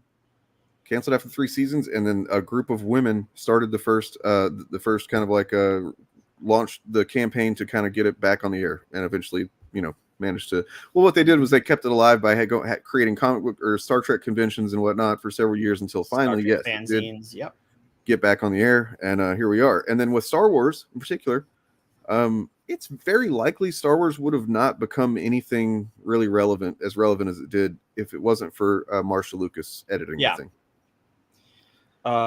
For all of this George's vision stuff, and like George has some very interesting ideas, and I fucking love George Lucas. But the reason the original trilogy is the way it is the way it is, and the reason the prequel trilogy is the way it is because in the 70s and 80s, George had people who told him no. Yep. And so he did not have anyone to do that in 1998, and that's why the prequels are the way they are. So you ask what the reward is. The reward is maintaining the cultural and even electoral hegemony of straight cis white men in society, which is we're inching towards not them losing power, like just losing the fucking dominance of power, right? And that's a good thing. I'm gonna go a step further. Yeah. Here's what the reward is to them. They get that little bit of adrenaline and dopamine because they kicked someone beneath them. That's the win for them. That's the immediate win. Yes, I was talking about like got the validation. Yeah. In terms of money, because these people are all monetized. They're not doing this for free. They got to get the bag and they got to punch down. That's the reward. I don't think they're farsighted enough to think beyond that. No. Okay, so I mean, I guess my answer is more from like the culturally, kind of like as if you could take the I don't know what I'm trying to say. I guess more on like an existential level. That's what they have. The reward is on a literal level, day to day. They're emotionally undeveloped people in a lot of cases, and those types of people only tend to feel good whenever they're putting someone else down, or they've been trained to do that via the algorithm, and that's just the only way they know how anymore. Well, they don't feel good about themselves. In some cases, very valid reasons, don't feel good about their lives. I don't know if anybody's watched The Boys yet, the first 3 episodes. I have not. But there's a character named Firecracker, and she is kind of this hot girl Alex Jones of the show. And she's giving off conspiracy theories and stuff, and like somebody comes up and asks her, like, one of the characters that's introduced this season asks her, like, what do you get out of this? And or sorry, what are you offering is what she says. And she's like, what do you mean I'm offering them the truth? And she's like, no, what are you really offering these people? And she's like, and she kind of gets real, and she's like, look, a lot of these people, they lost their house, they've lost their job, maybe they lost a kid to Oxy. You know, what would you rather do? Wake up every morning thinking that you don't matter at all to anybody, or that you're part of a existential war against evil or something like that? It's like, that's it. Yep. Once again, the boys nails it. And I think that Star Wars fandom is, in a way, a lot of other fandoms aren't, is especially vulnerable to this sort of negative feedback loop because of how the prequels were received. And I know that a lot of these George's Vision TM channels and content creators have walked their stances back on this, but like the prequels were not as fondly remembered as they are today. They were not as well received as people like to pretend they are. The reviews were mixed. I think overall they're pretty good movies, but they have their issues. So to defend myself about why I gave the answer that I did, this is kind of who I think I have in mind whenever I'm giving that kind of answer. Because I think he does know generally what he's doing in that context. I would agree. He works for Blaze Media, who definitely know what they're doing. Right. And their goal is, maintain dominance of I like this indoctrinating children. Like, what do you think the Jedi Order fucking is? Oh, so that's as a matter of fact, I was going to mention this. I was on with Eric Debunks the other night, and we watched some of it. Half of this video was fucking torturous. Oh, I'm sure. But in that 5 minutes, Az calls and they're talking about the witches in the term in context of the show. That's how they're able to get away with this. We're talking about them being witches. They've mentioned that they're commies. They mentioned that they're lesbians. Commies, I don't know, but then they go on to say that they're the Jedi did the right thing by burning them or whatever. Spoiler alert. And that they're because they were vermin, as says. And then Eric a few minutes later says, yeah, it was an infestation of the Jedi. And anybody that knows a little bit about history might recognize those terms being used, at a certain point by certain folks. I did not see that coming. I cannot think that that was an accident that they used those two specific words just a few minutes from each other. Like, to me, it seems like they probably agreed on it before they started filming the fucking thing. Like, hey, I'm going to say vermin. You say infestation. You know what I mean? And that's not only fucking, hateful and disgusting. It's cynical in like the griftiest way possible. So I've seen this, like, their communist thing, and I've watched an episode, and how are they communist? I don't know. And I don't even know that they're lesbians. Like, we know that one created the twins and the other carried them to term. But does that mean they're lesbians? That just sounds like a science project to me. Maybe I missed something. I mean, at best, it seems like it could be one of the Disney, hey, we gave you representation. Oh, yeah, it's the Disney Dodge, right? It is 100% the Disney Dodge. That was my impression, is that, like, oh, it's implicit. They're going to imply it. They're not going to come out and say it. I mean, yes, they did not. Sorry. No, I think it is Red Scare language. It is Nazi language. Yeah. My mind goes to Nazis specifically, I guess, because like vermin in particular is like a very Nazi thing to say, yeah. Of rats, which immediately makes me think of the old, that shit. So yeah, and we still we're 3 episodes into this mystery show. We don't know who killed them all, and so we don't even know. And this is one of the things that they were so pissed off about, is that this actually. Right, exactly. Dark Side Games. They're so pissed off because Anakin's not special anymore, and it's like we don't know that was true. Because in fact, they said they didn't want them to question the kids because they don't want them to tell anything about where they come from. Right? They could very well have fucking lied. Also, fucking Palpatine could have lied. He's Palpatine. Right? Yeah. If you expect Palpatine to be an honest narrator, you have not watched Star Wars. Sorry.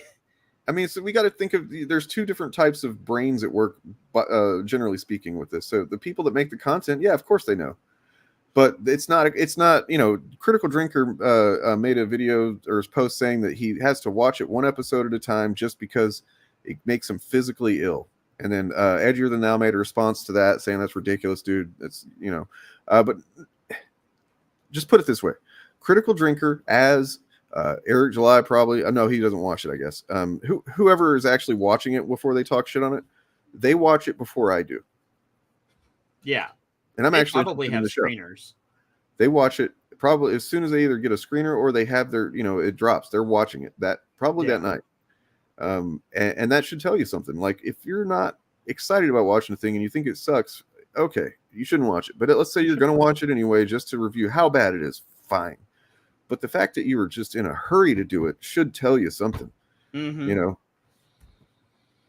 But yeah, so like, oh, why'd you make me picture that? Oh my god! Why'd you make me think I need to make an image of that? Damn it! Okay, that gimp suit with, you know, like, that would really start to smell. Like, he does not look like a very hygienic person.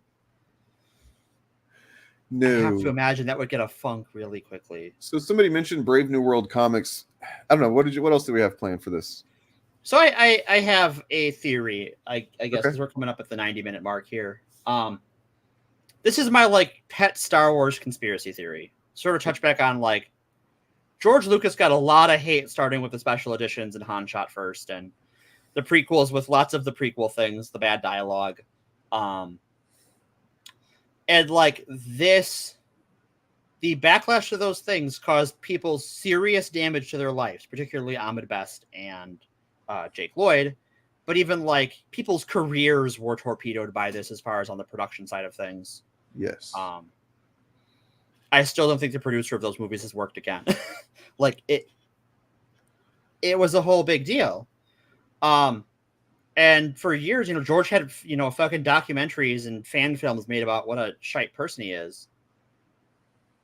I think that, you know, my conspiracy theory is that him selling Star Wars to Disney was to put, he knew, because he's a smart guy, he knew the sorts of people that would get upset by that, and he has created a personal hell for them. and that all of the Disney era of Star Wars is literally George Lucas's last laugh. Like, you fuckers, you harassed me, you harassed the people I worked with, here you fucking go. Have fun.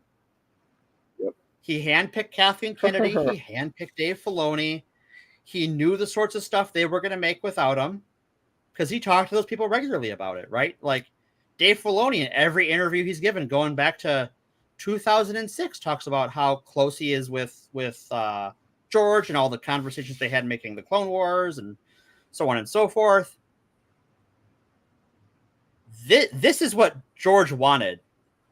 And part of me wonders if he didn't want it to watch these people, the people who went after him and went after everyone else who worked on the prequels, to just make them suffer, to live in abject misery while they will consume every single Star Wars thing and hate it for the rest of their lives. And if he did, bro, excellent, yeah, good job, you got him. I mean, and yeah, and well. It's tempting to be like, well, I wish you wouldn't have done that, because now they're doing it. Well, they would have done it with something. They would have done it with something. And I think, like, because I've talked about it on the show before, I've been going back through some of the old EU stuff as they've come out with new unabridged. Yeah. The new Legends Collection audiobooks. And I'm just like, man, these people would hate these characters today. Like, they all pretend they like Mara Jade, but if Mara Jade came out today, like, oh, they'd fucking lose their minds. She's a girl boss. She talks down to Luke. She was like Vader's right-hand person who, like, she trusted more than Vader, or he trusted more than Vader to carry out, like, his most important things. Like, Vader was just like a hammer to swing at things, and she was like the precise instrument of his will. And, like, she's almost as smart as Thrawn. And yes, they are on Audible. So, like, today they would fucking hate her. Yeah. She is everything they hate. oh, but they have to pretend to like her because otherwise they're not real fans, because we all know real fans like Mara Jade. Right. In my opinion, real fans are any fans who likes any Star Wars things. So if they've never heard of Mara Jade or they don't like her, that's fine. I don't really care. But in their mind, that's what a Star Wars fan is, someone who likes Mara Jade. Well, speaking of the EU, this guy, he's a fan of it.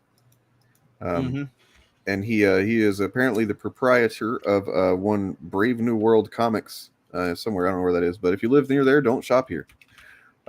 This guy kind of sucks. I'd retweeted him the other night because I'd seen he'd posted his video responding to some. Well, look, I'm not going to lie. I'm not going to hide it. What this person was, but she was a.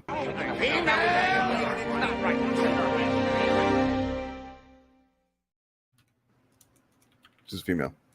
Wasn't very loud. Sorry. I downloaded that earlier whenever you mentioned it, and I'm like, I gotta find a way to drop that sometime. Some female had posted about how like these guys that lord over Star Wars now. Ash Rendar. Yeah. And this guy responded with this video, and I was like, oh, I bet this is insightful. It's not. It's not. No. Starts off with a flat out lie. He just lies. That I'm seeing this everywhere, and like if Chuds didn't have this tactic, I don't know what they would do. You're talking about Iceman, all the people that defend Iceman being gay saying he was always meant to be gay. Nobody said that, fucking Perch. Nobody's fucking making that. They said that's an interpretation you can make based on those original comics. And but nobody is going around.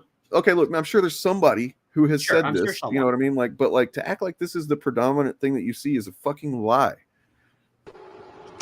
Okay, there has been a lot of Star Wars stuff in my timeline lately, and it seems to be surrounded around the Acolyte and fan reaction to the Acolytes and kind of Disney Star Wars in general.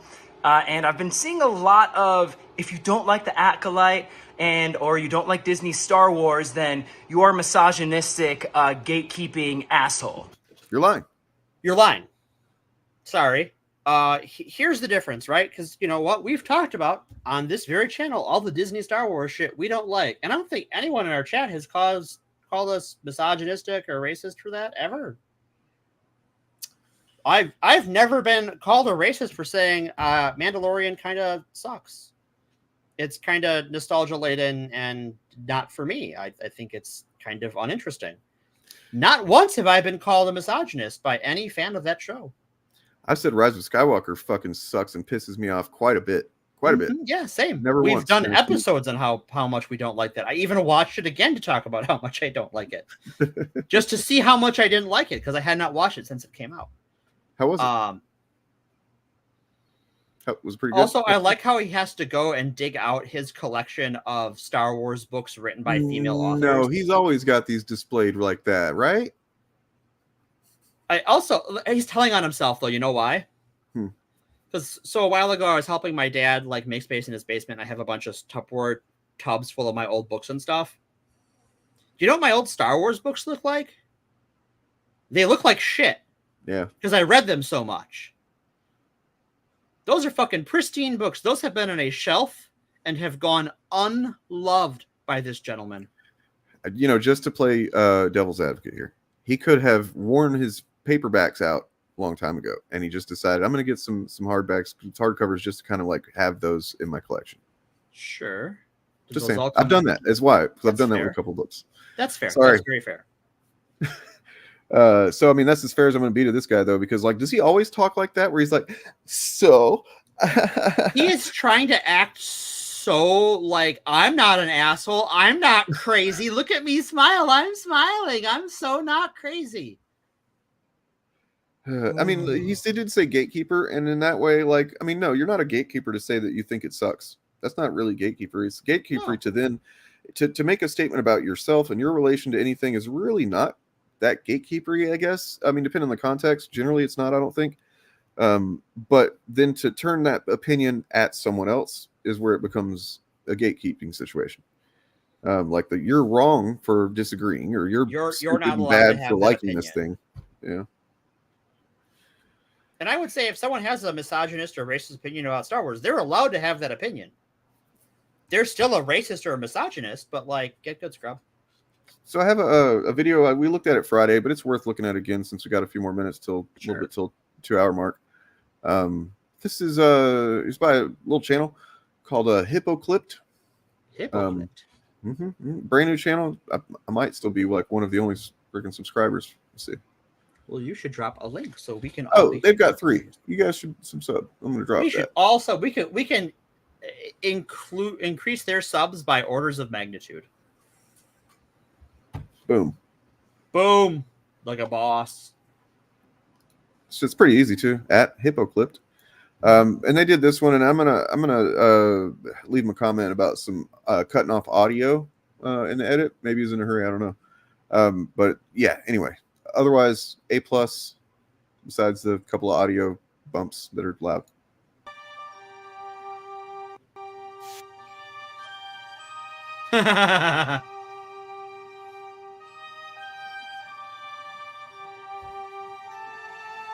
Or just oh Star wait, Wars.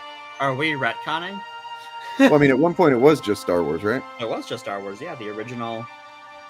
America was in a state of turmoil. President Richard Nixon had resigned in disgrace 3 years earlier. Trust in the government was at an all-time low. The Vietnam War had ended 2 years earlier, and the U.S. was dealing with returning soldiers injured both physically and mentally. This time, a storyteller emerged who could change the face of modern cinema and alleviate problems of the day by transposing them as allegory into the galaxy far, far away.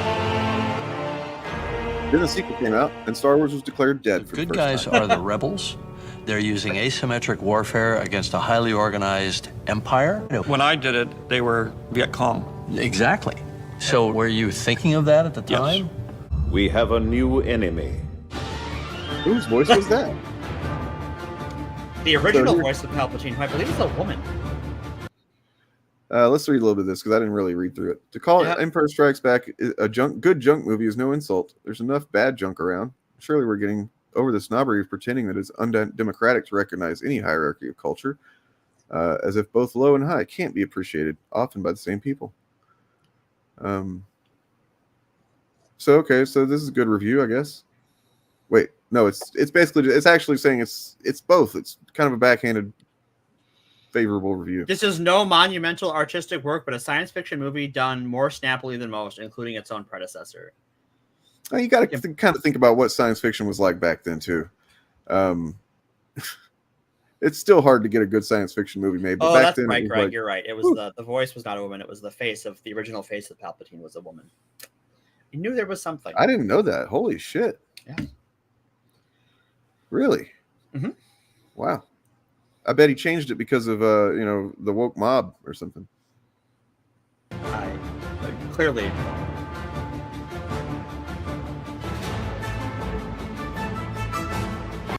And then here is what seems to be.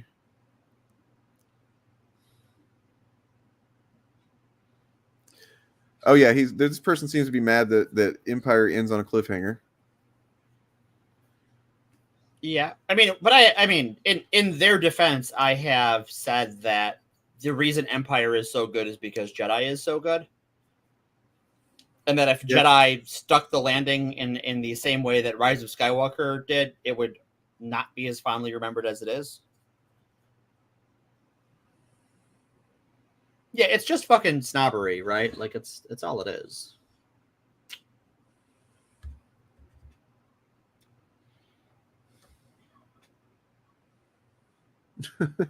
Just hearing them talk about what it must have been like to just be new to these concepts that you're seeing. So like a new character as lifelike and as warm as the lovable Wookiee adds considerable creativity with its craftsmanship to the film. Yoda, an 800-year-old monkey-like Jedi, an advanced member of the Force, is expressive and smooth, despite the fact that he is 4 feet shorter than Luke Skywalker. And then, not all of Stuart Freeborn's creature designs are as convincing, however. His Arctic horses, or kangaroos, are stiff and clearly... I don't know when I've ever thought of them as anything but a tauntaun. It's kind of weird to think about it that way. Because, I don't know when the name tauntaun was applied, but I know as far as a lot of the alien races, they didn't get names until the West End game Star Wars RPG. Yeah, I guess it's just hipster shit. Yep. But then it does get into I think it actually this includes that one that fan club thing that we've looked at before. We looked at that fan letter before. They ended the fan club after Empire came out because they're like, this is not Star Wars. Star Wars is dead. Star Wars is dead anyways. Yep. Dead thing with no life. Somehow Star Wars returned. Oh, this is Somehow Star Wars fire. returned. Back the second in this trilogy as malodorous awful, and I understand you're also well able to keep your enthusiasm in check for the third in the trilogy. I have been expecting you.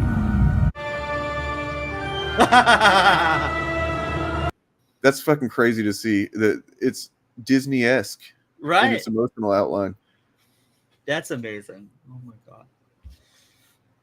I take this as evidence that my theory that George Lucas sold it to Disney to piss off people is true. This is now part of my canon. Star Wars is deep. Phil's got it. Good work, Phil. There's hardly any point to discussing the direction of a picture like this, in which almost every shot has been predetermined by the requirements of the special effects. Yet director Richard Marquand fluffs the air. 2 or 3 real opportunities he has, rendering the long delayed character performance really indifferent.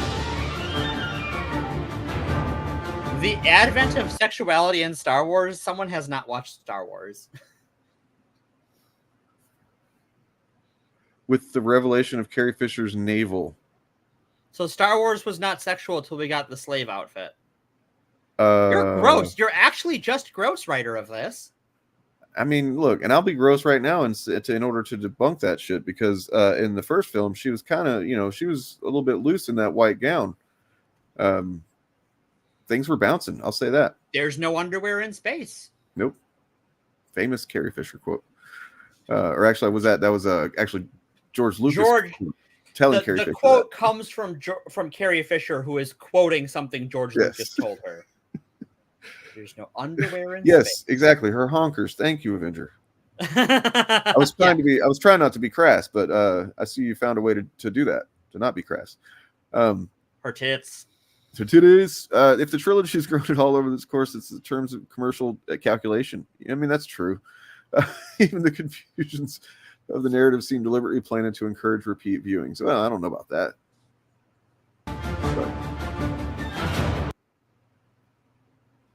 Yep. Look, another one. Was it a Disney movie I was watching? Holy shit. Right. See? I think I'm onto something here.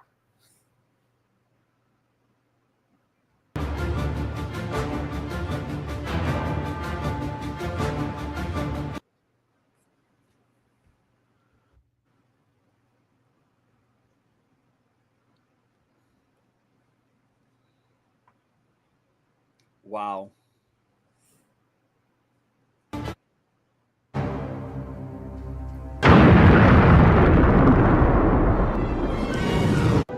Very bad feeling about this. Now, the creators of the biggest smash hit of all time bring you the next episode in the Star Wars saga. Mama, it's so good to see you. Happy Life Day. In a galaxy far, far away, a brother and sister search for their missing parents. We help you. Caravan of Courage. An evil storm sweeps the planet Endor, threatening the Ewoks' very existence. Ewoks, the battle for Endor. Look, Star Wars survived this stuff, guys. It's fine. It's gonna be fine. Yeah, Star Wars is gonna be fine, kids. There's a big difference in like a show with elements and story beats and stuff, or just boring show or whatever that you don't like, that is made, generally pretty well, and then this shit. Then there is this shit.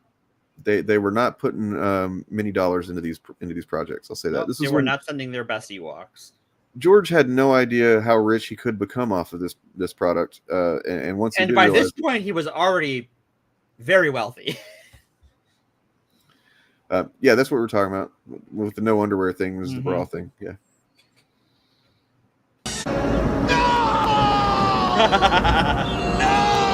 Well, for all of you sci-fi lovers, this spring will be a very exciting time. Sure will be. The new Star Wars movie will be released, taking you back to the beginning of the saga. I've been waiting for you. We'll see what this person did forget with their edit is the re-releases, which I'm willing to bet there were some people saying that, oh, it's definitely dead now if they're just re-releasing it with new effects and stuff like that. That was when I got into Star Wars. I mean, I was already into it. Like, I knew everything about it and That's whatnot. when you got that was when I was like, Wars. as a teenager, was like, I fucking love Star Wars. Obi-Wan, we meet again at last.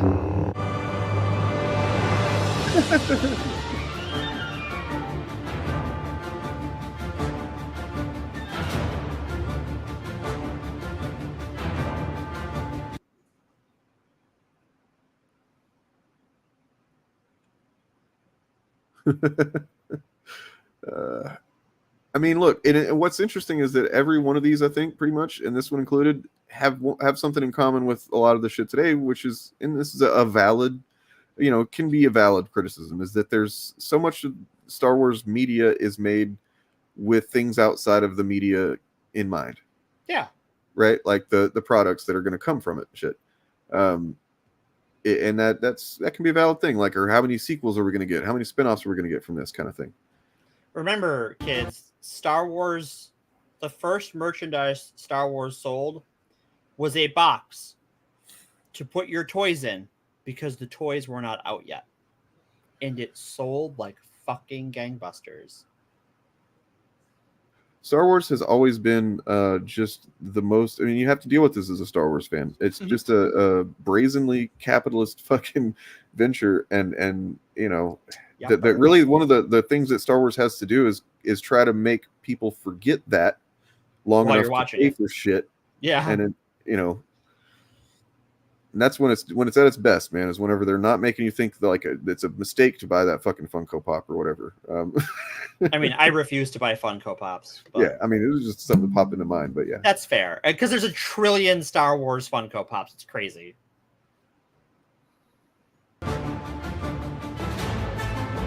Oh yeah, a whole ass movie. For anybody that's not aware of this, you haven't seen it, you should probably check it out. I actually kind of want to watch it now with all the stuff. I haven't watched it since probably 2013 or 14 or something. Something like that, yeah. It's probably pretty bizarre to see people complaining about the prequels in the year of our Dark Lord of the Sith 2024. It's over, Anakin! Somehow powers returned. There has been an awakening. There's been an awakening. Oh boy. Oh, here it goes. Once again, her watch our literal Mary Sue flaws video. are she wants to find people to love and give her guidance. Who is she? She's Fuck yeah, comedian. The same as your Wait father. a second. Hold on a minute. Hey, what's Mola doing here?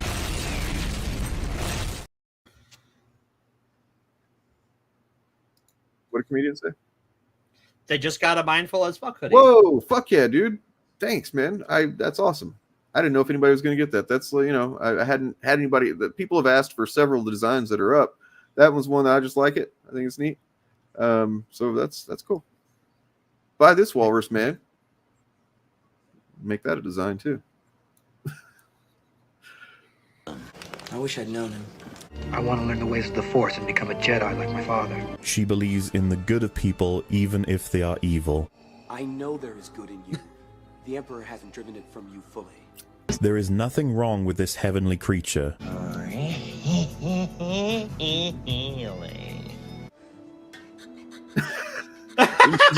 She's only counting down the fucking thousands of days since she's seen her parents. Right. This person is mentally well. I mean, it does. I mean, in that context, that's the thing, though. It doesn't really stand for that technically in that context. It just stands for as fuck, mindful as fuck. But also mindful actual fandom. True. It's both. Whatever you need it to be at the time. It's that. Versatile. No hardship or cross she has to bear.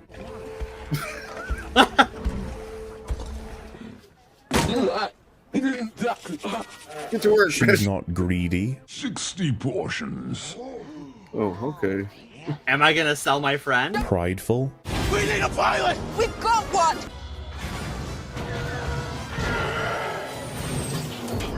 Self-centered. I've got to get back to Jakku. Back to Jack! Why go back? You got a family? Got a boyfriend? None of your business, that's why. Emotionally stunted. But I have to get home. Jakku? I've already been away too long. Emotionally unstable.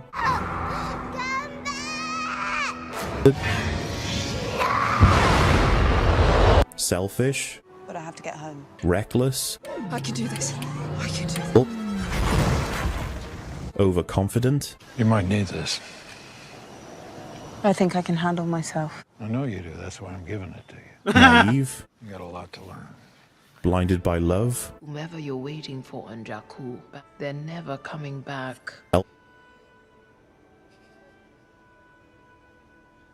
Womanizing. What in heaven's name are you talking about? She is perfection while going through no hardships or tough lessons.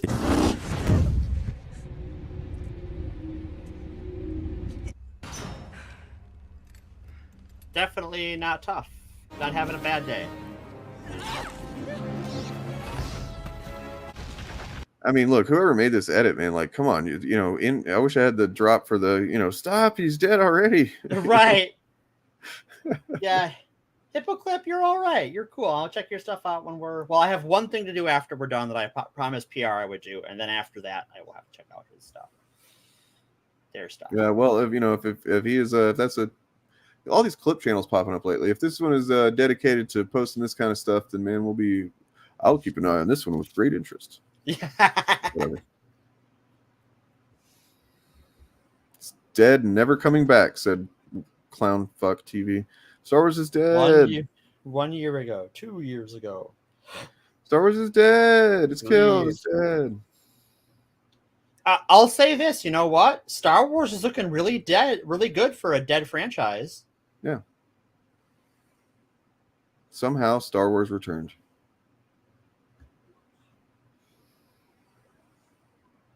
Wow. Look, there's 17 more minutes of this, guys. I'll just so you know. You cannot die. Star Wars.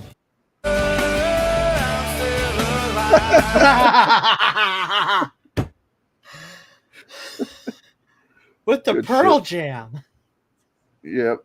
Had to hit him with the PJ at the end. Oh, God, I love that. Saw 456 VHS, then special edition 456, 95 to 97 in cinemas, then episode 1, 2, 3, 2000. How did you see 2 and 3 in 2000? They didn't come out until 2002 and 2000, or 2003 and 2005, respectively. Time travel, obviously. Get good. It's a good Pearl Jam song. I have seen Pearl Jam live way more times than I would like to admit. That's a story for another day.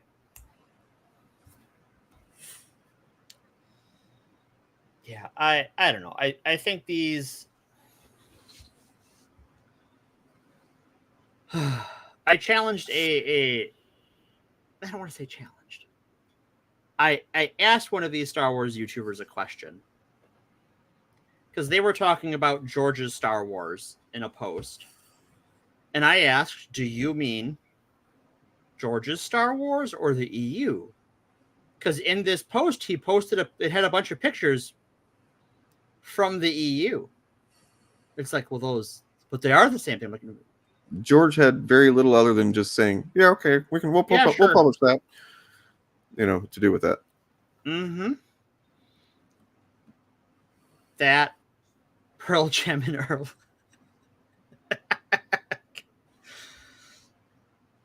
Yeah. That's for the old heads. Indeed. Danny boy, I was just messing with you, man. I know what you meant. I was just joking around. I'm sorry. I know that you know that you didn't see those in 2000. But yeah, so it's just like, in the EU, I fucking love the EU, but there's a lot of shit in the EU. And there's a lot of shit that contradicts itself. And George was happy to fucking walk all over it whenever he damn well pleased. He was happy to tell Dave Filoni to walk all over it whenever he damn well pleased. They had a writer quit because the TV show walked all over what she was doing. And she's like, well, I'm fucking done then. Which I get, right? You put a lot of work in, and you're like, I don't want to deal with this shit. This is crap. Yeah, she got a raw deal. Even though I don't like a lot of her books. She got a raw deal, and I get being upset. But like, the EU wasn't this perfect utopia of Star Wars. It was cash grabs and tie-in novels as much as it was, classic Star Wars. And also, like, to go back to the prequel era, the person who wrote the first novel of the New Jedi Order trilogy, which came out right about the same time as the prequel, got death threats for years because editorial told him to kill Chewbacca. So, like, oh yeah, Star Wars fans have never been awful. No, Star Wars fans have been awful for decades.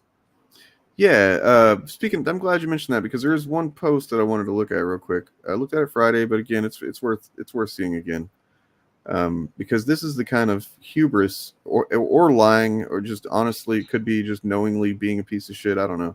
Right. But I saw this post the other day that was like, here we go. Wait, that's not the right one, but that's okay. I'll keep that one too. Well, what you're seeing on screen right now is the user reviews for Acolytes, a movie from I don't know what year. I guess this one's 2017. It was streaming on 2017. I think it's actually from 2008. Okay, that's what I thought too. You know, this is just a close up of a guy's face with some sunglasses and some unrecognizable people. And Joel Edgerton. Okay. He, you know, and to be fair, he has been in Star Wars. He's Uncle Owen. Oh, you know? okay, yeah. But this is not that. No, it's turns out Uncle Owen, not in the Acolyte TV show. Not a character. He is not 200 some years old. It's a fun fact. Now you know. Sorry, I swear it's here somewhere. God damn it! I seen it.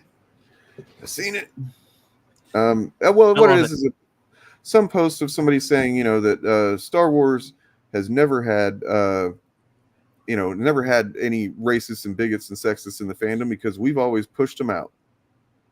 Man, I wish. I really wish. I really, really wish. And then there's this type of thing that, once again, looked at it Friday, worth looking at again. This is me stealing content again from Edge of the Now. Racist, bigots, sexists don't belong in Star Wars. Oh, this is it, actually. Sorry. Yes, my bad. Racist, bigots, sexists were never allowed in Star Wars fandom. They always pushed out by the rest of us.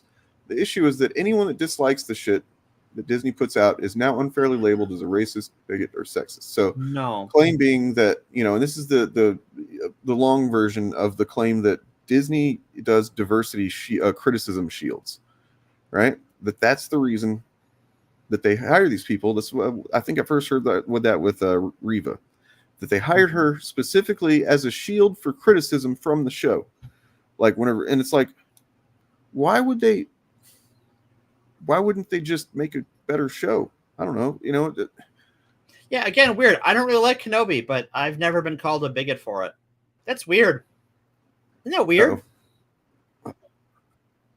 Oh, here's Edgy. Yep.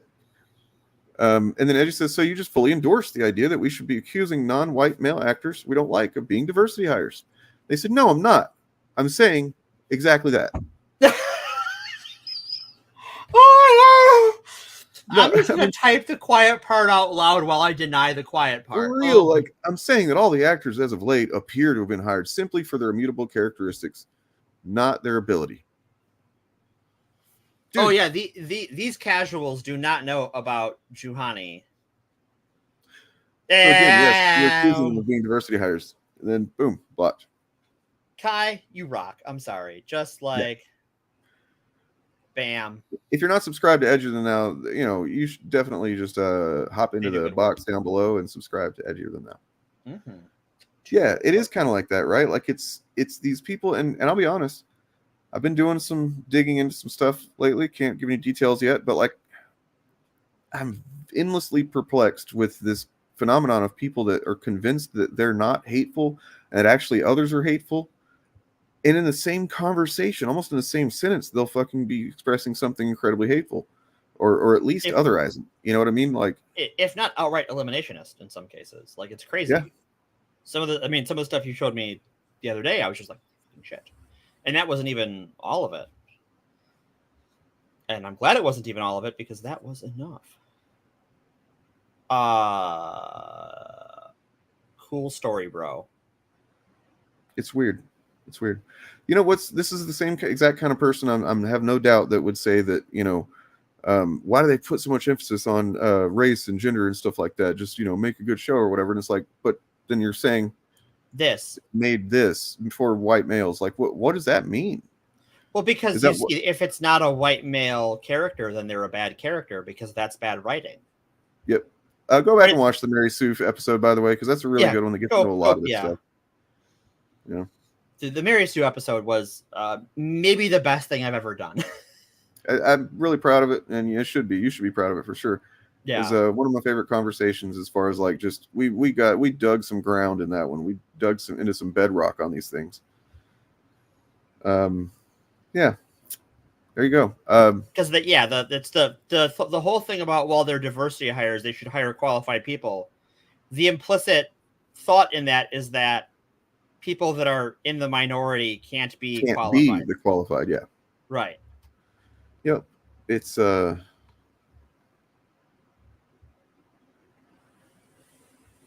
now you can't enjoy or like or have fun watching their favorite IPs. I mean, are you talking about them or us? They can't. No, I mean I can't.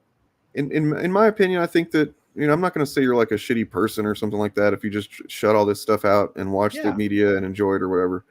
I feel like if you feel like the Star Wars, Marvel, whatever it is that you're a fan of has given you a lot in your life, if you feel like it's enriched your life, then don't you kind of feel like maybe you owe it to like speak out now and then whenever you have the opportunity? Or I think so. So anyway, all right. So the Shillcast is back this week, guys. Hey, welcome back to the Shillcast. It's been a few weeks since we were fully, since we united like Voltron. That's what Voltron does, right? It's the 5 lines come together that formed a big robot. And I made the Transformer noise for it because why not? It's the same thing, really. It's been a long weekend. It's been a long week. I just got back from a work trip. I had to work today, short notice. It's very fun. Well, but how about this? Welcome to the Fab. Nancy used to do that for me.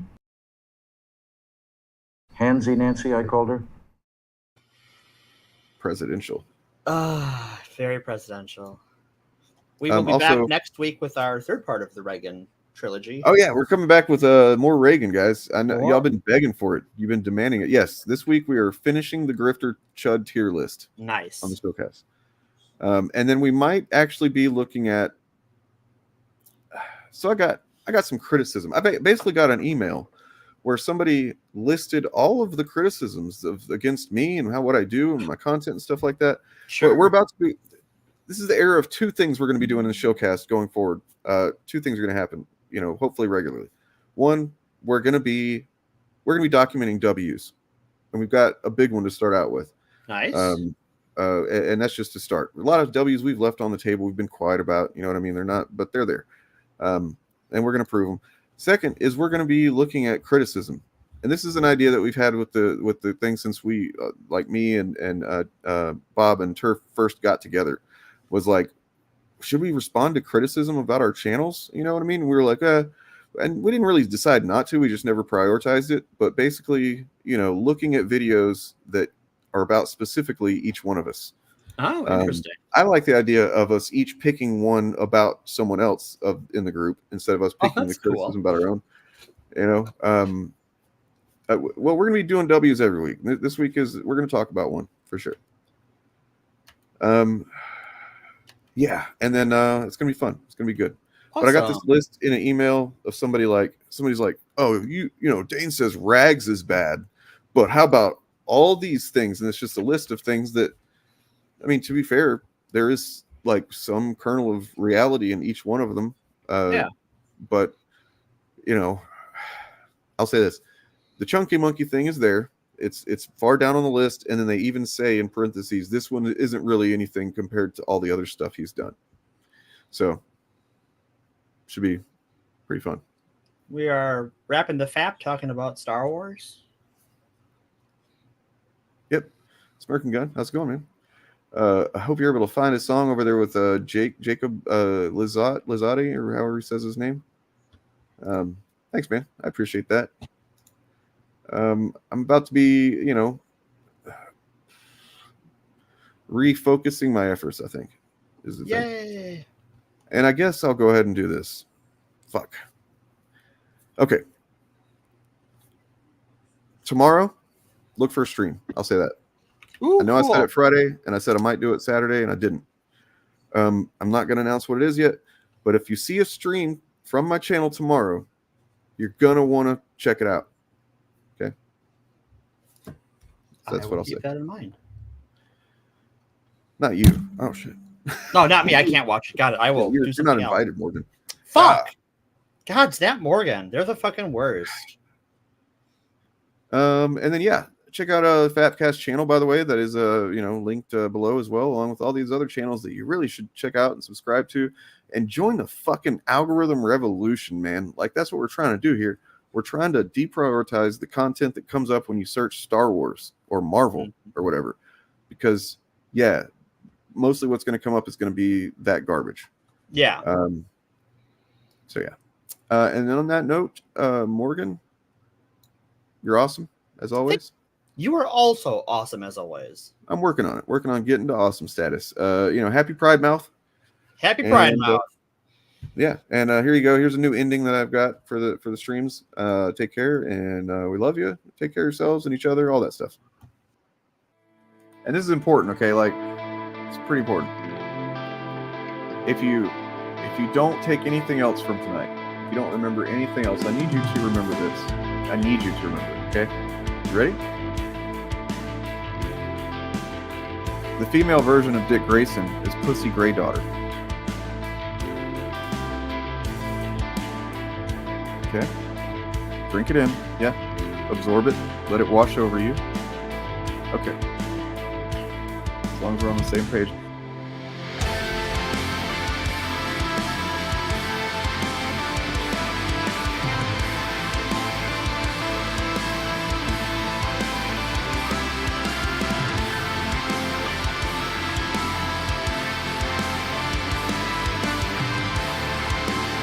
For the future.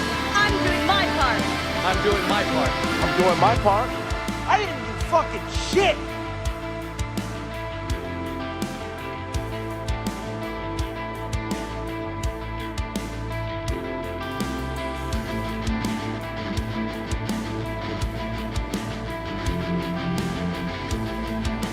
Not gonna be a whore, Frank. You're already a whore.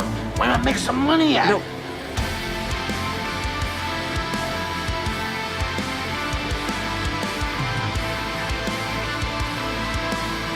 Let's fucking go. Don't think, act. You can't see my penis, man. I said give me dong or give me death. If I were a man,